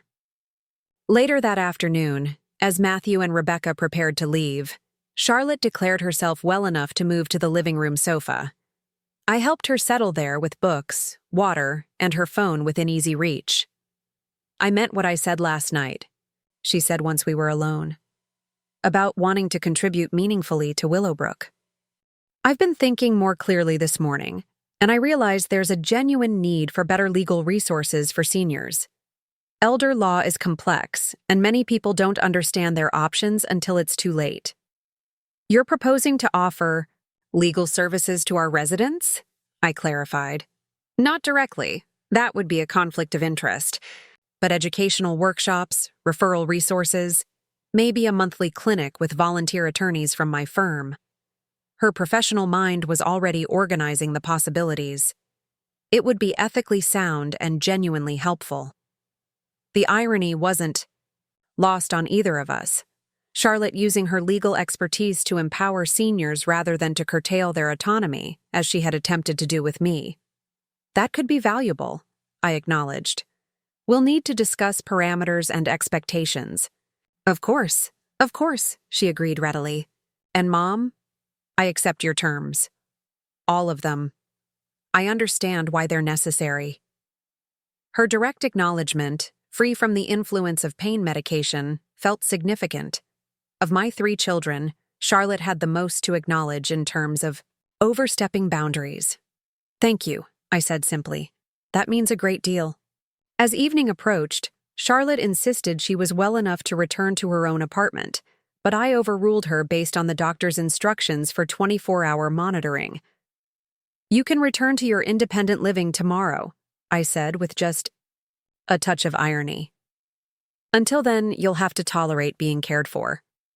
She had the grace to recognize the parallel to my own situation just days earlier. "Touché, Mom. I suppose I deserve that." "It's not about deserving," I corrected gently. "It's about appropriate care when needed, while maintaining dignity and autonomy whenever possible." Which, coincidentally, is exactly the philosophy behind Willowbrook's transformation. Charlotte smiled ruefully. "I'm starting to understand that philosophy much better now." That night, after ensuring Charlotte was comfortable and her medication schedule set for the morning, I retreated to my study to call Eleanor and update her on the day's developments. "So all 3 children have basically capitulated?" she summarized after I'd recounted the conversations. "I wouldn't call it capitulation," I objected. more like the beginning of a renegotiation of our relationships. Semantics, Eleanor. Dismissed. The point is, they've accepted your terms and acknowledged their error. That's a victory, Josie. Perhaps, I allowed. But the real victory will be if we can establish a healthier dynamic moving forward, one that honors my continued growth while maintaining meaningful family connections. Always the teacher, Eleanor teased, finding the lesson in every situation. We chatted a while longer before saying goodnight. After hanging up, I sat in the quiet of my study, reflecting on the extraordinary week that had passed. From the enforced residency at Willowbrook to Charlotte's accident bringing her under my care, the symmetry was almost poetic. Yet beneath that surface pattern lay a deeper truth, that families are complex, evolving systems, that love without respect creates imbalance, and that sometimes crisis becomes the catalyst for necessary change. I opened my laptop and began typing, words flowing freely onto the page. Not the business reports or facility assessments I usually worked on, but something new. Reflections on aging, autonomy, and the delicate dance of family relationships. Perhaps there was another unexpected chapter unfolding in my life, one in which I might share the insights gleaned from this experience with others navigating similar terrain. As my fingers moved across the keyboard, I felt a sense of purpose that transcended even my vision for Willowbrook.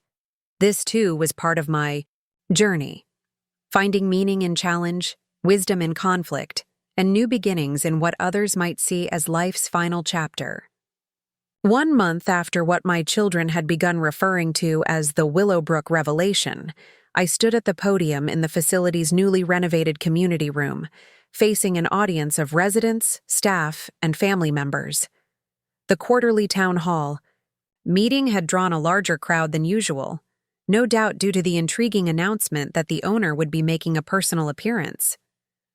"Good afternoon," I began, surveying the faces before me. Some familiar, some curious, all attentive. For those who don't know me, my name is Josephine Brightwood. Many of you have seen me around Willowbrook over the past 18 months, though you may not have realized my connection to this community.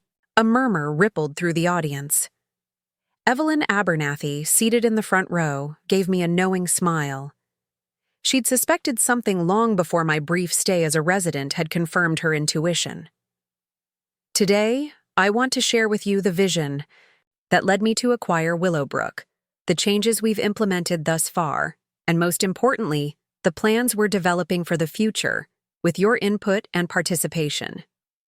For the next 30 minutes, I outlined the philosophy that had guided Willowbrook's transformation: dignity through autonomy, engagement through meaningful activity, community through genuine connection.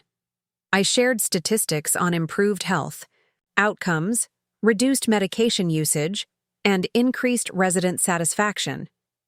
I introduced key staff members and acknowledged their contributions. But metrics and management structures don't tell the whole story, I concluded. What matters most is that Willowbrook becomes a place where each of you feels seen, heard, and valued. Where aging is approached not as a problem to be managed, but as a chapter to be lived fully. That's why today, I'm announcing the formation of a resident advisory council with real decision-making authority regarding programming, facility improvements, and community partnerships. This announcement generated enthusiastic applause, particularly from the more active residents who had been advocating for greater input. Additionally, I continued once the noise subsided, we're launching 3 new initiatives based on feedback many of you have provided. I outlined the programs: an intergenerational mentoring partnership with local schools, an expanded arts therapy program, and a legal education series covering topics like advance directives, estate planning, and patient rights. The legal series will be coordinated by Charlotte Brightwood of Hamilton and Associates, I added, gesturing to where Charlotte sat in the second row. Some of you may have already met my daughter during her volunteer hours this past month. Charlotte nodded politely, her left wrist still in a cast, but her professional demeanor fully restored. Since her accident, she had thrown herself into developing the legal education program with characteristic thoroughness, interviewing residents about their concerns and researching best practices from similar programs nationwide. As I concluded my remarks and opened the floor for questions, I caught sight of Matthew and Rebecca entering quietly through a side door. They hadn't mentioned attending today, but their presence was a welcome surprise. Matthew had been working closely with the grounds committee on the courtyard redesign, while Rebecca had begun teaching a weekly art appreciation class that had quickly become popular among residents. The question and answer session was lively and substantive. Residents asked about everything from meal planning flexibility to transportation options for cultural outings. Staff members raised issues about continuing education opportunities and cross-department collaboration. Family members inquired about communication protocols and involvement in care decisions. Throughout, I found myself drawing on decades of classroom management skills, acknowledging each speaker, redirecting when necessary, ensuring diverse voices were heard. The dynamics weren't so different from the high school literature discussions I'd facilitated for years, though the content was certainly more consequential. When Evelyn Abernathy raised her hand, I braced myself slightly. Her questions were always incisive.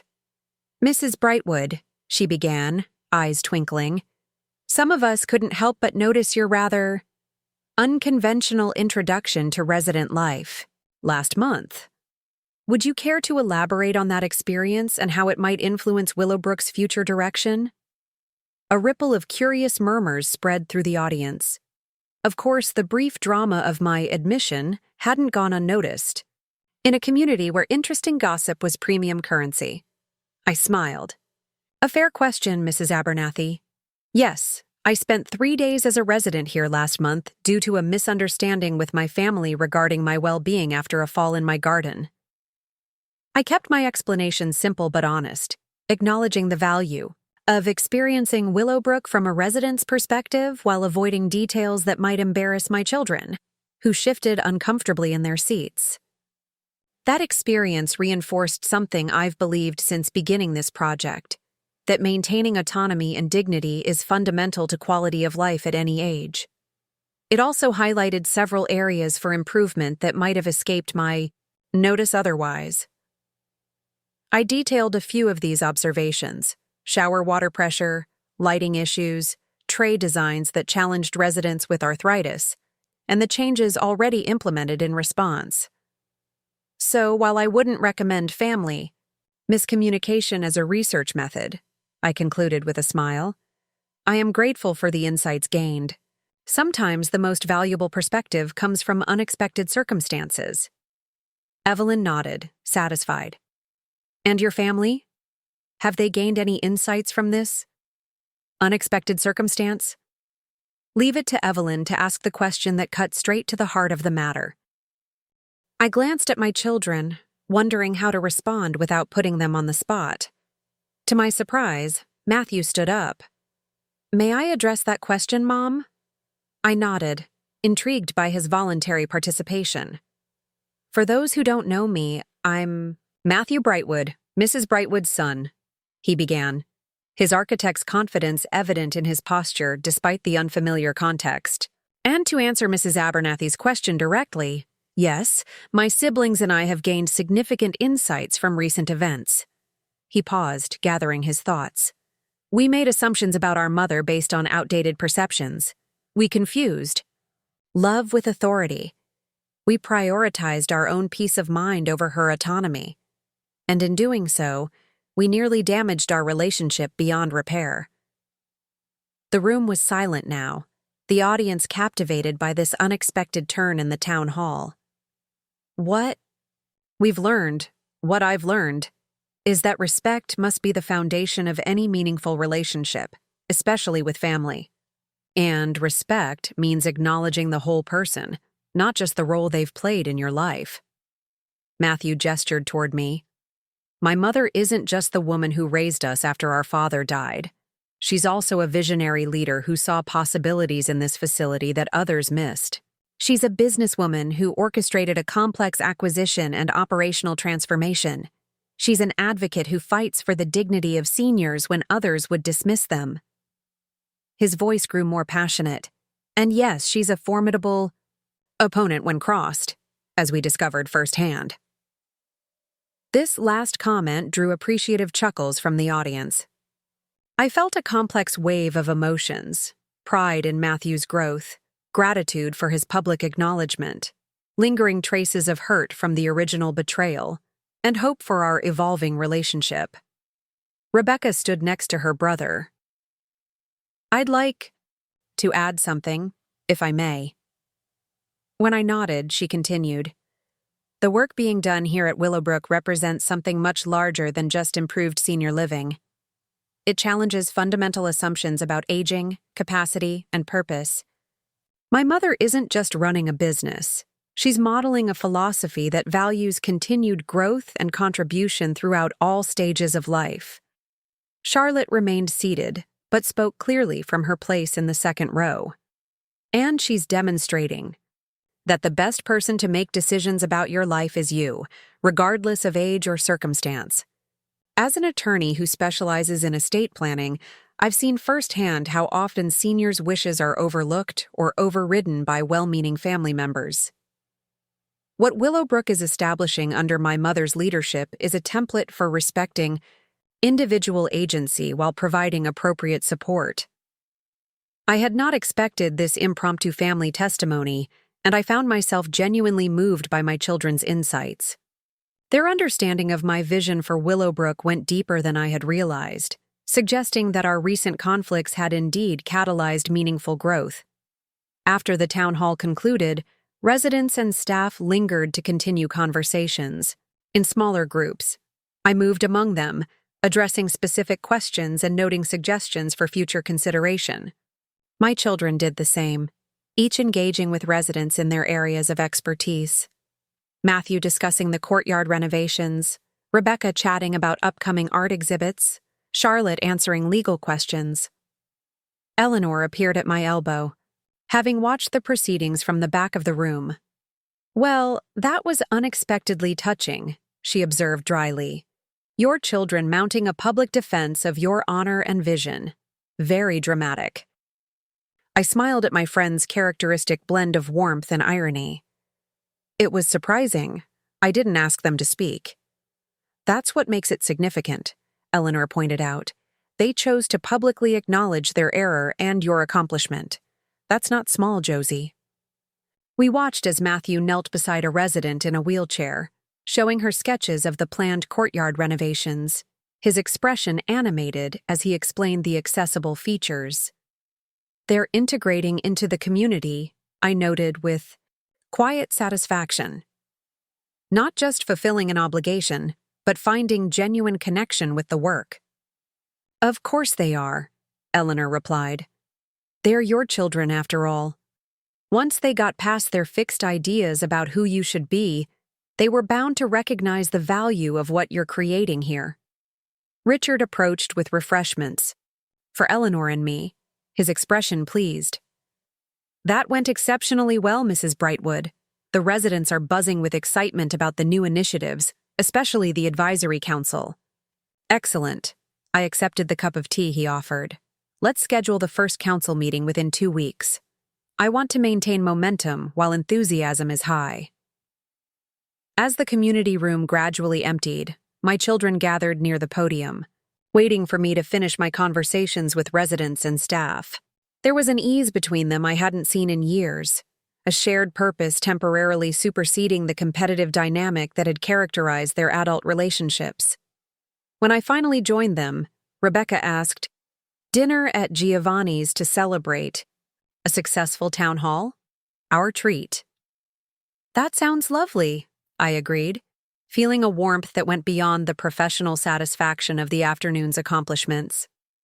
This was personal, a family beginning to recalibrate its relationships in healthier ways.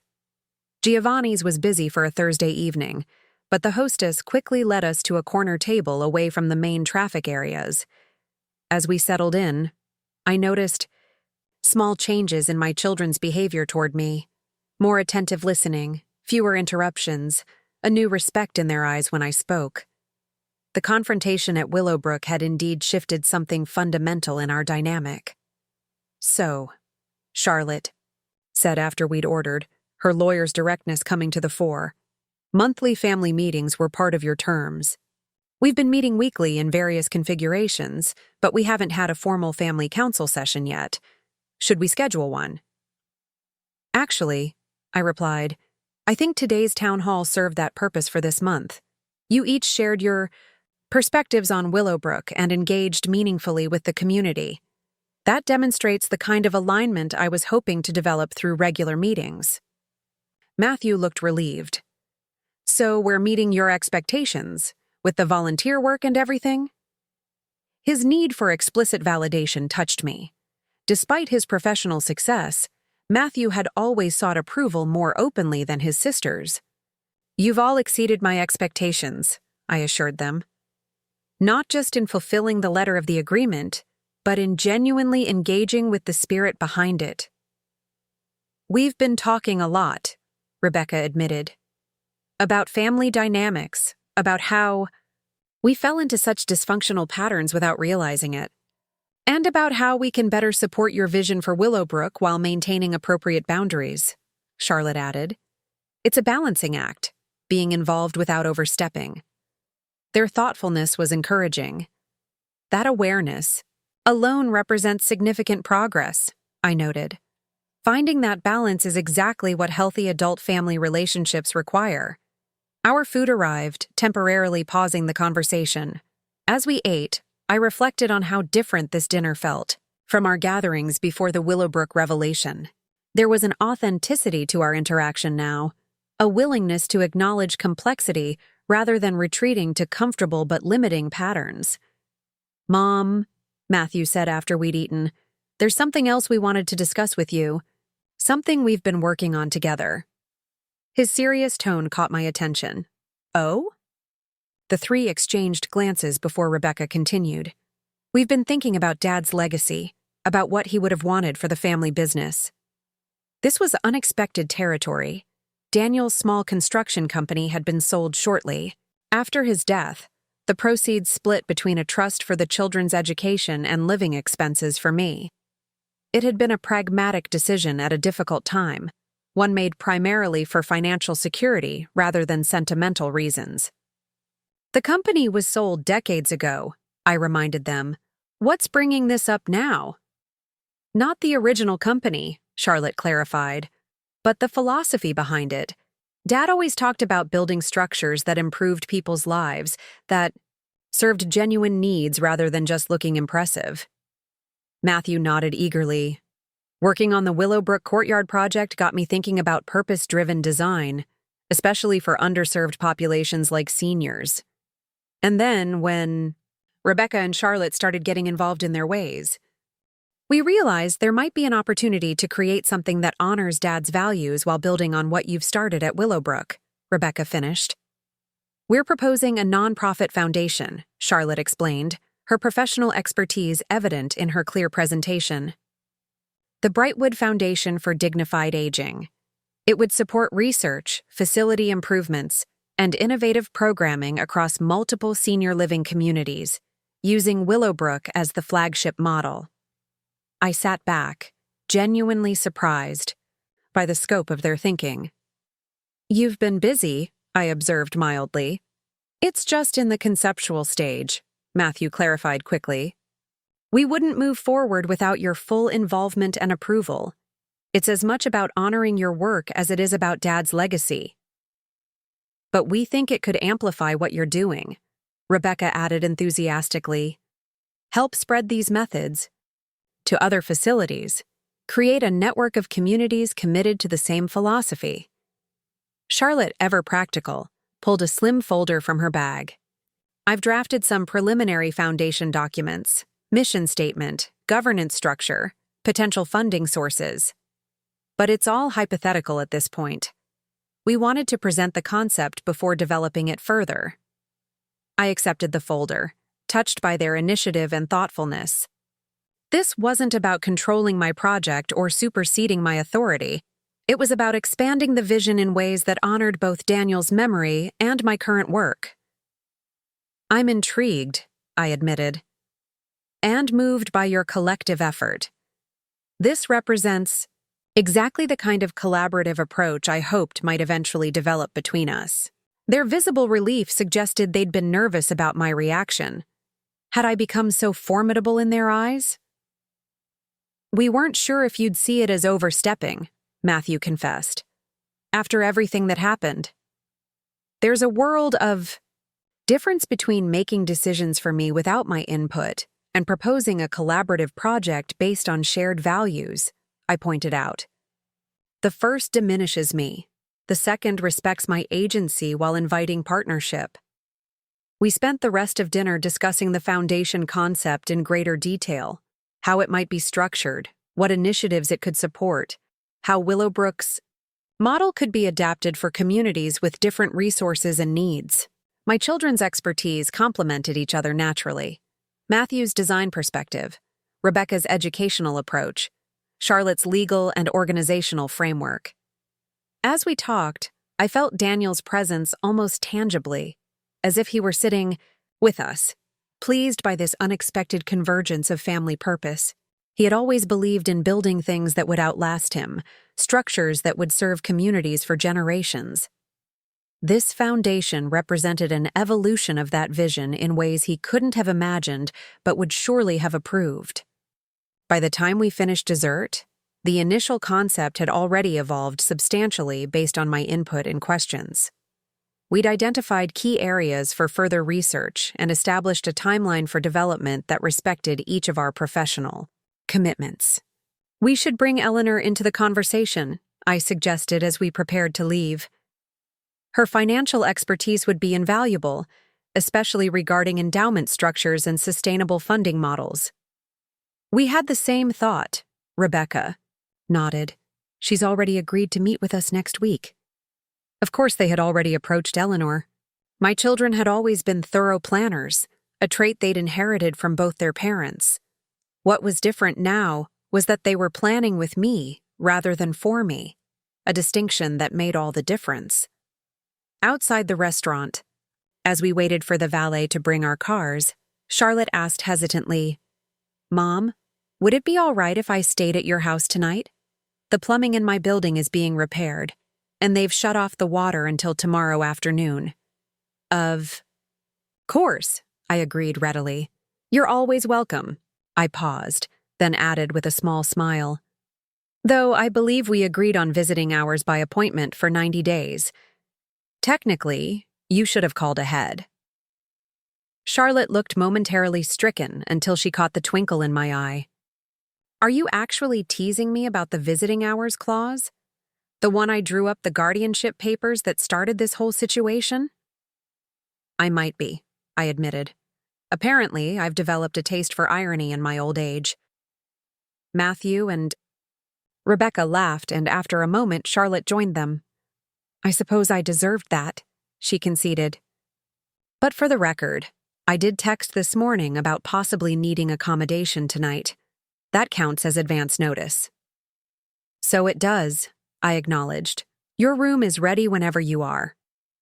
As I drove home with Charlotte beside me, I reflected on the extraordinary evolution of our family dynamic over the past month.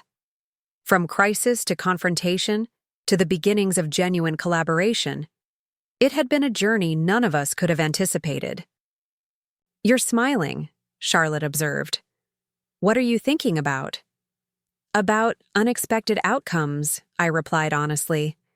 "When you and your siblings orchestrated my admission to Willowbrook, I never imagined it would lead to a family foundation, or to you designing legal education programs for seniors, or to Matthew creating accessible gardens." Charlotte nodded thoughtfully. "Crisis as catalyst. It's a common pattern in system transformation. The old equilibrium gets disrupted, forcing adaptation and potentially leading to a more functional new order." "Is that legal theory or therapy? Wisdom?" I asked, genuinely curious about the source of her insight. "Both, actually," she admitted. "Dr. Winters uses similar frameworks in our sessions, and I've found they apply surprisingly well to organizational development in my legal practice. We drove in comfortable silence for a while before Charlotte spoke again, her voice softer than usual. You know, when I was working on those guardianship papers, I genuinely believed I was protecting you. It wasn't just about control, though that was part of it. I thought I was doing what Dad would have wanted, taking care of you when you couldn't. Take care of yourself. I understand that, I said gently. Your intentions weren't malicious, just misguided.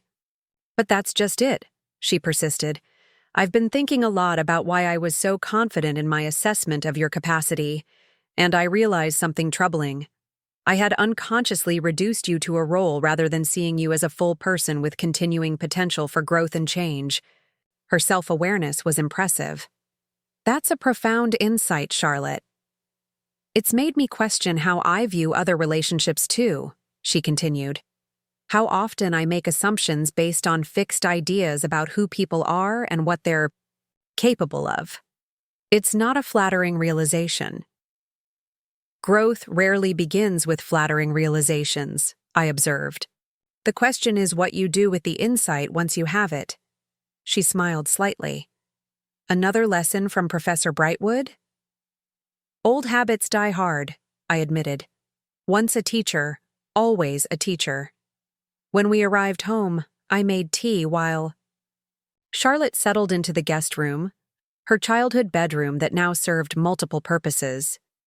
As I moved through these familiar evening rituals, I felt a deep sense of contentment that went beyond the professional satisfaction of Willowbrook's success or even the personal vindication of my children's recognition.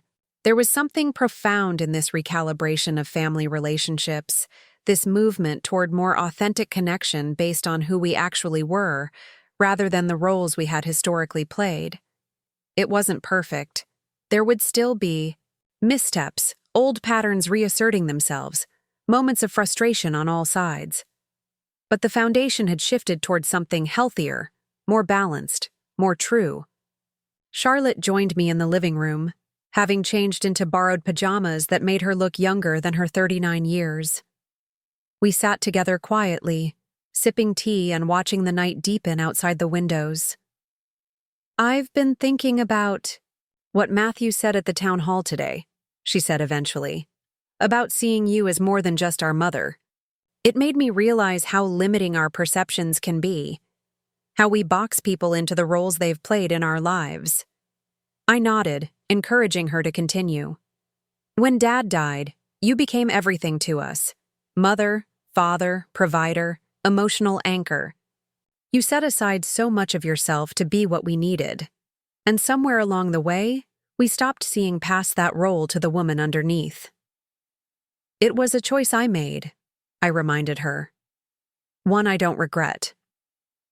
I know, she acknowledged. But choices can have unintended consequences. We came to expect your self-sacrifice as the natural order of things. We never questioned what it might have cost you. Her insight was touching in its accuracy. Every choice involves some sacrifice, I said. That's just the nature of living. The important thing is that the sacrifices we make align with our deepest values.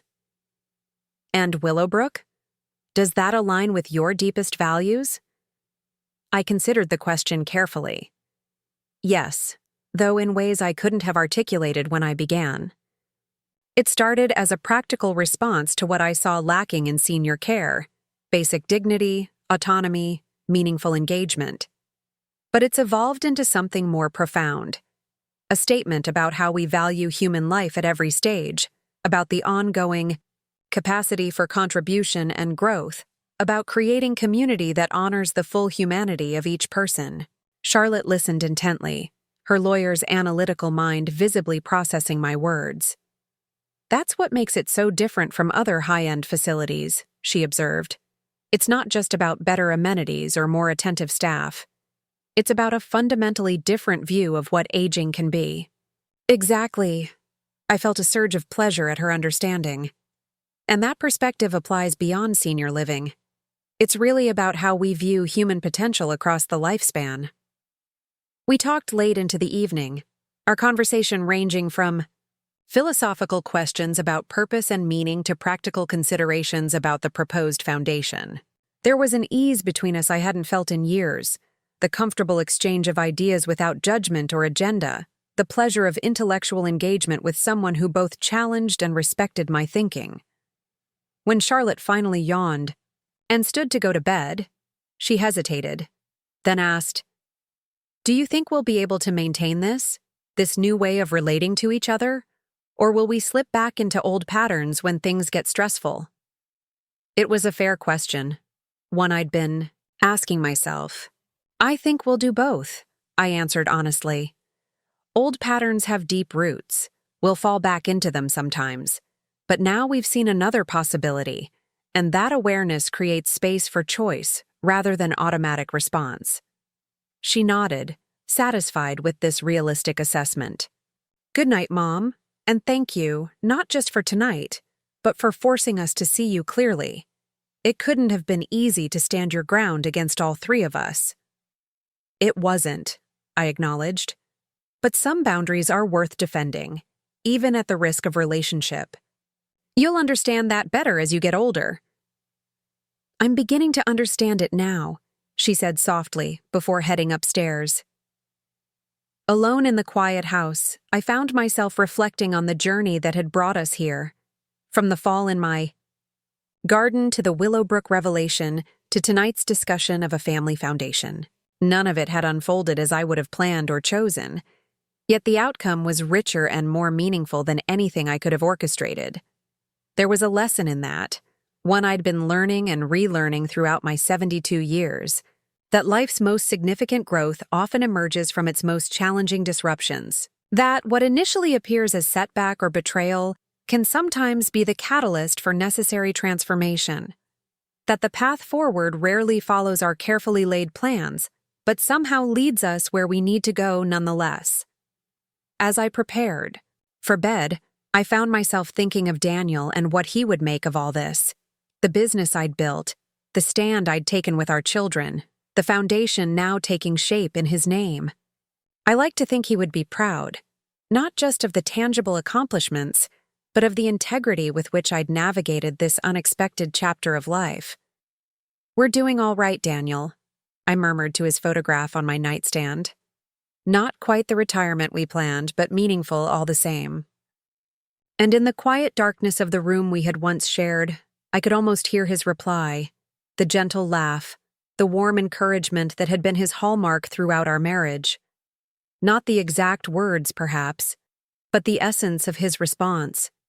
That life was for living fully, that purpose never retired, and that standing in one's truth was always the right choice, no matter how difficult the path.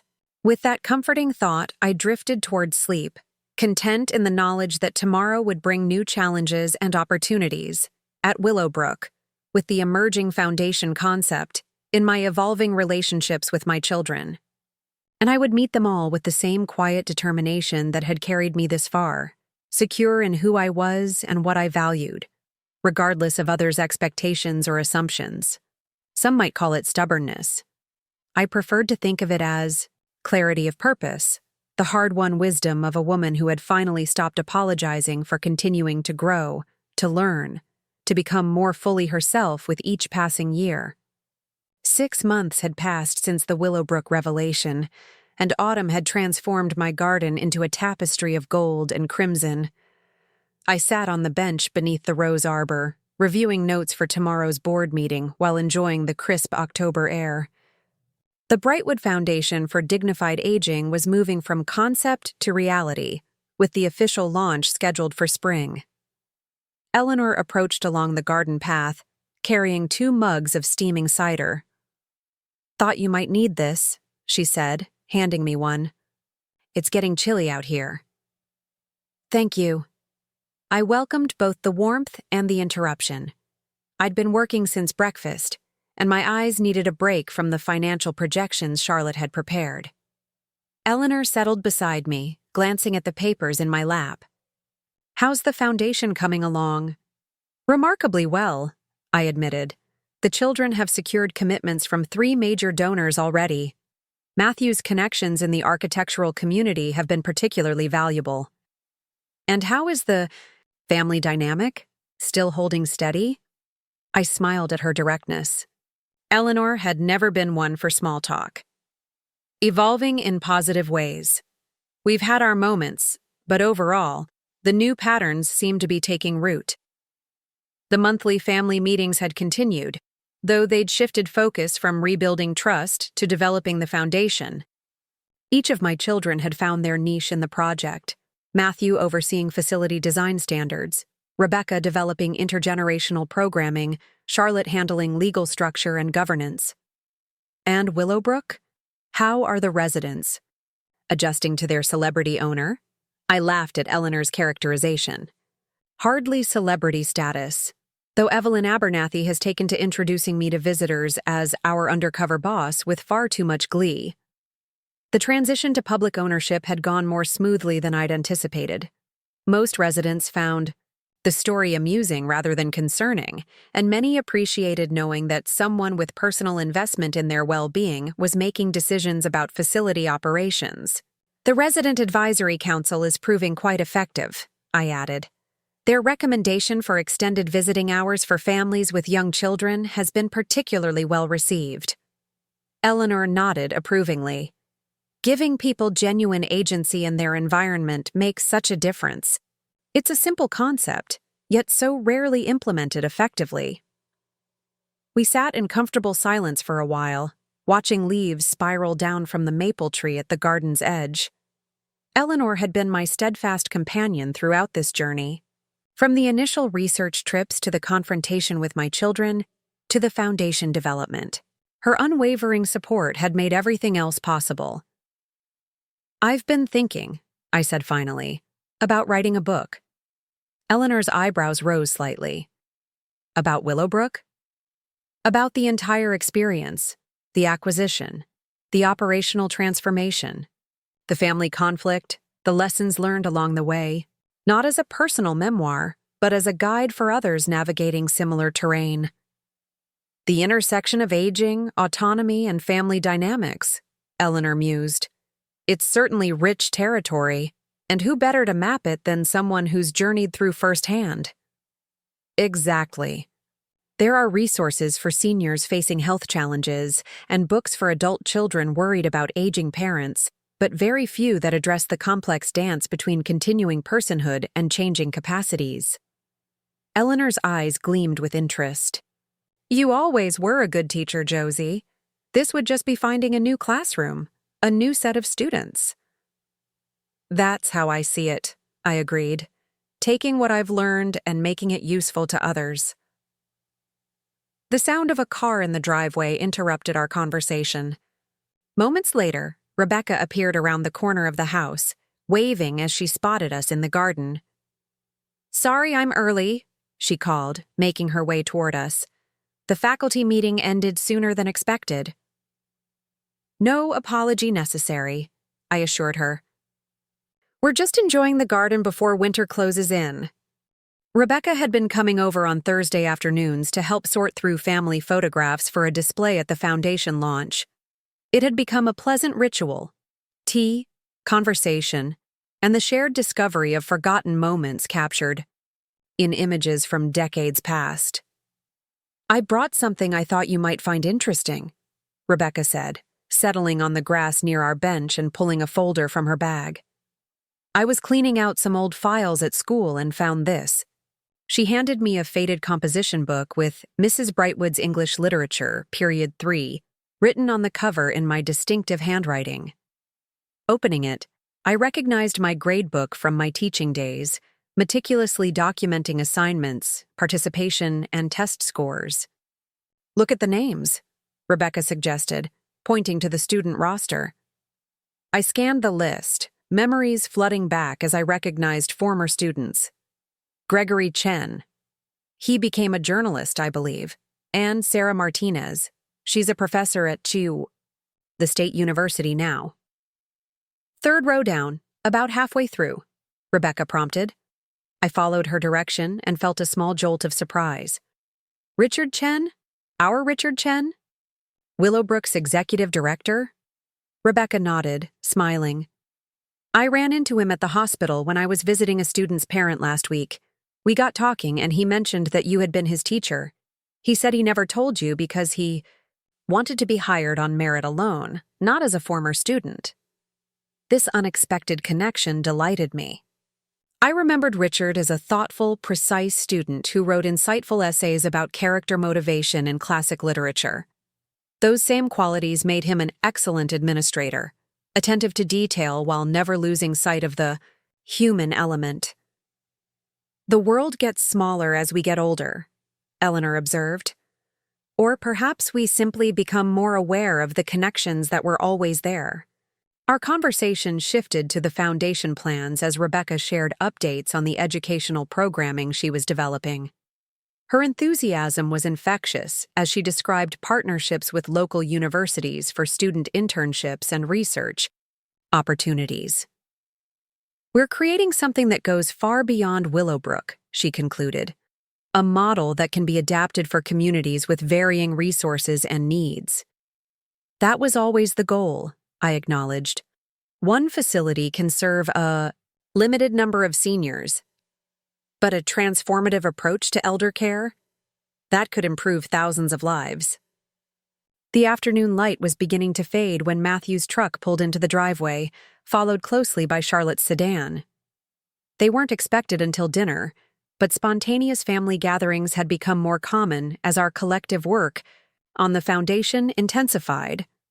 Matthew entered the garden carrying rolled blueprints, his face alight with creative energy.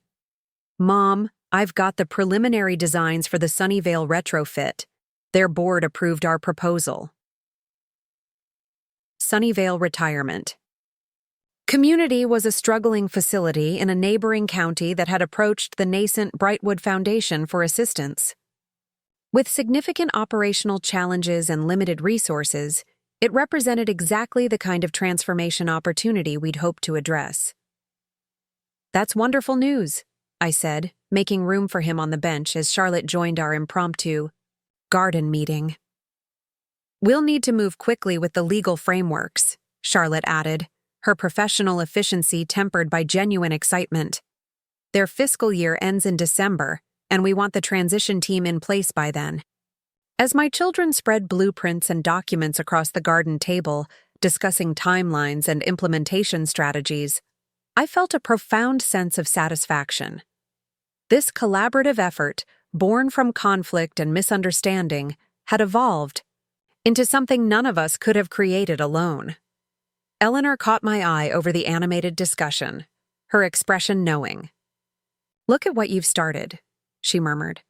Indeed, what had begun as a personal response to a friend's poor care had expanded beyond anything I'd initially imagined.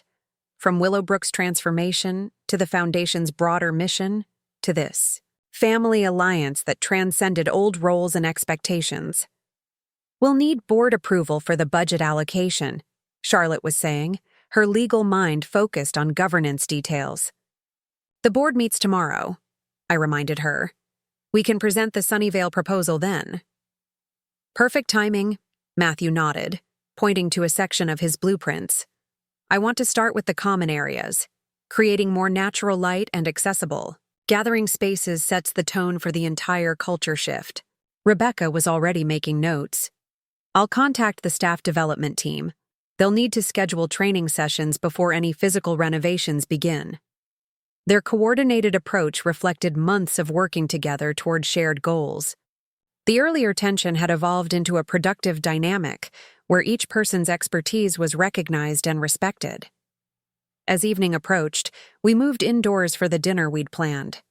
Matthew helped me prepare the meal while Rebecca and Charlotte set the table, the easy rhythm of family cooperation flowing naturally now. Eleanor, our honorary family member, opened wine and kept everyone laughing with stories from her recent travels.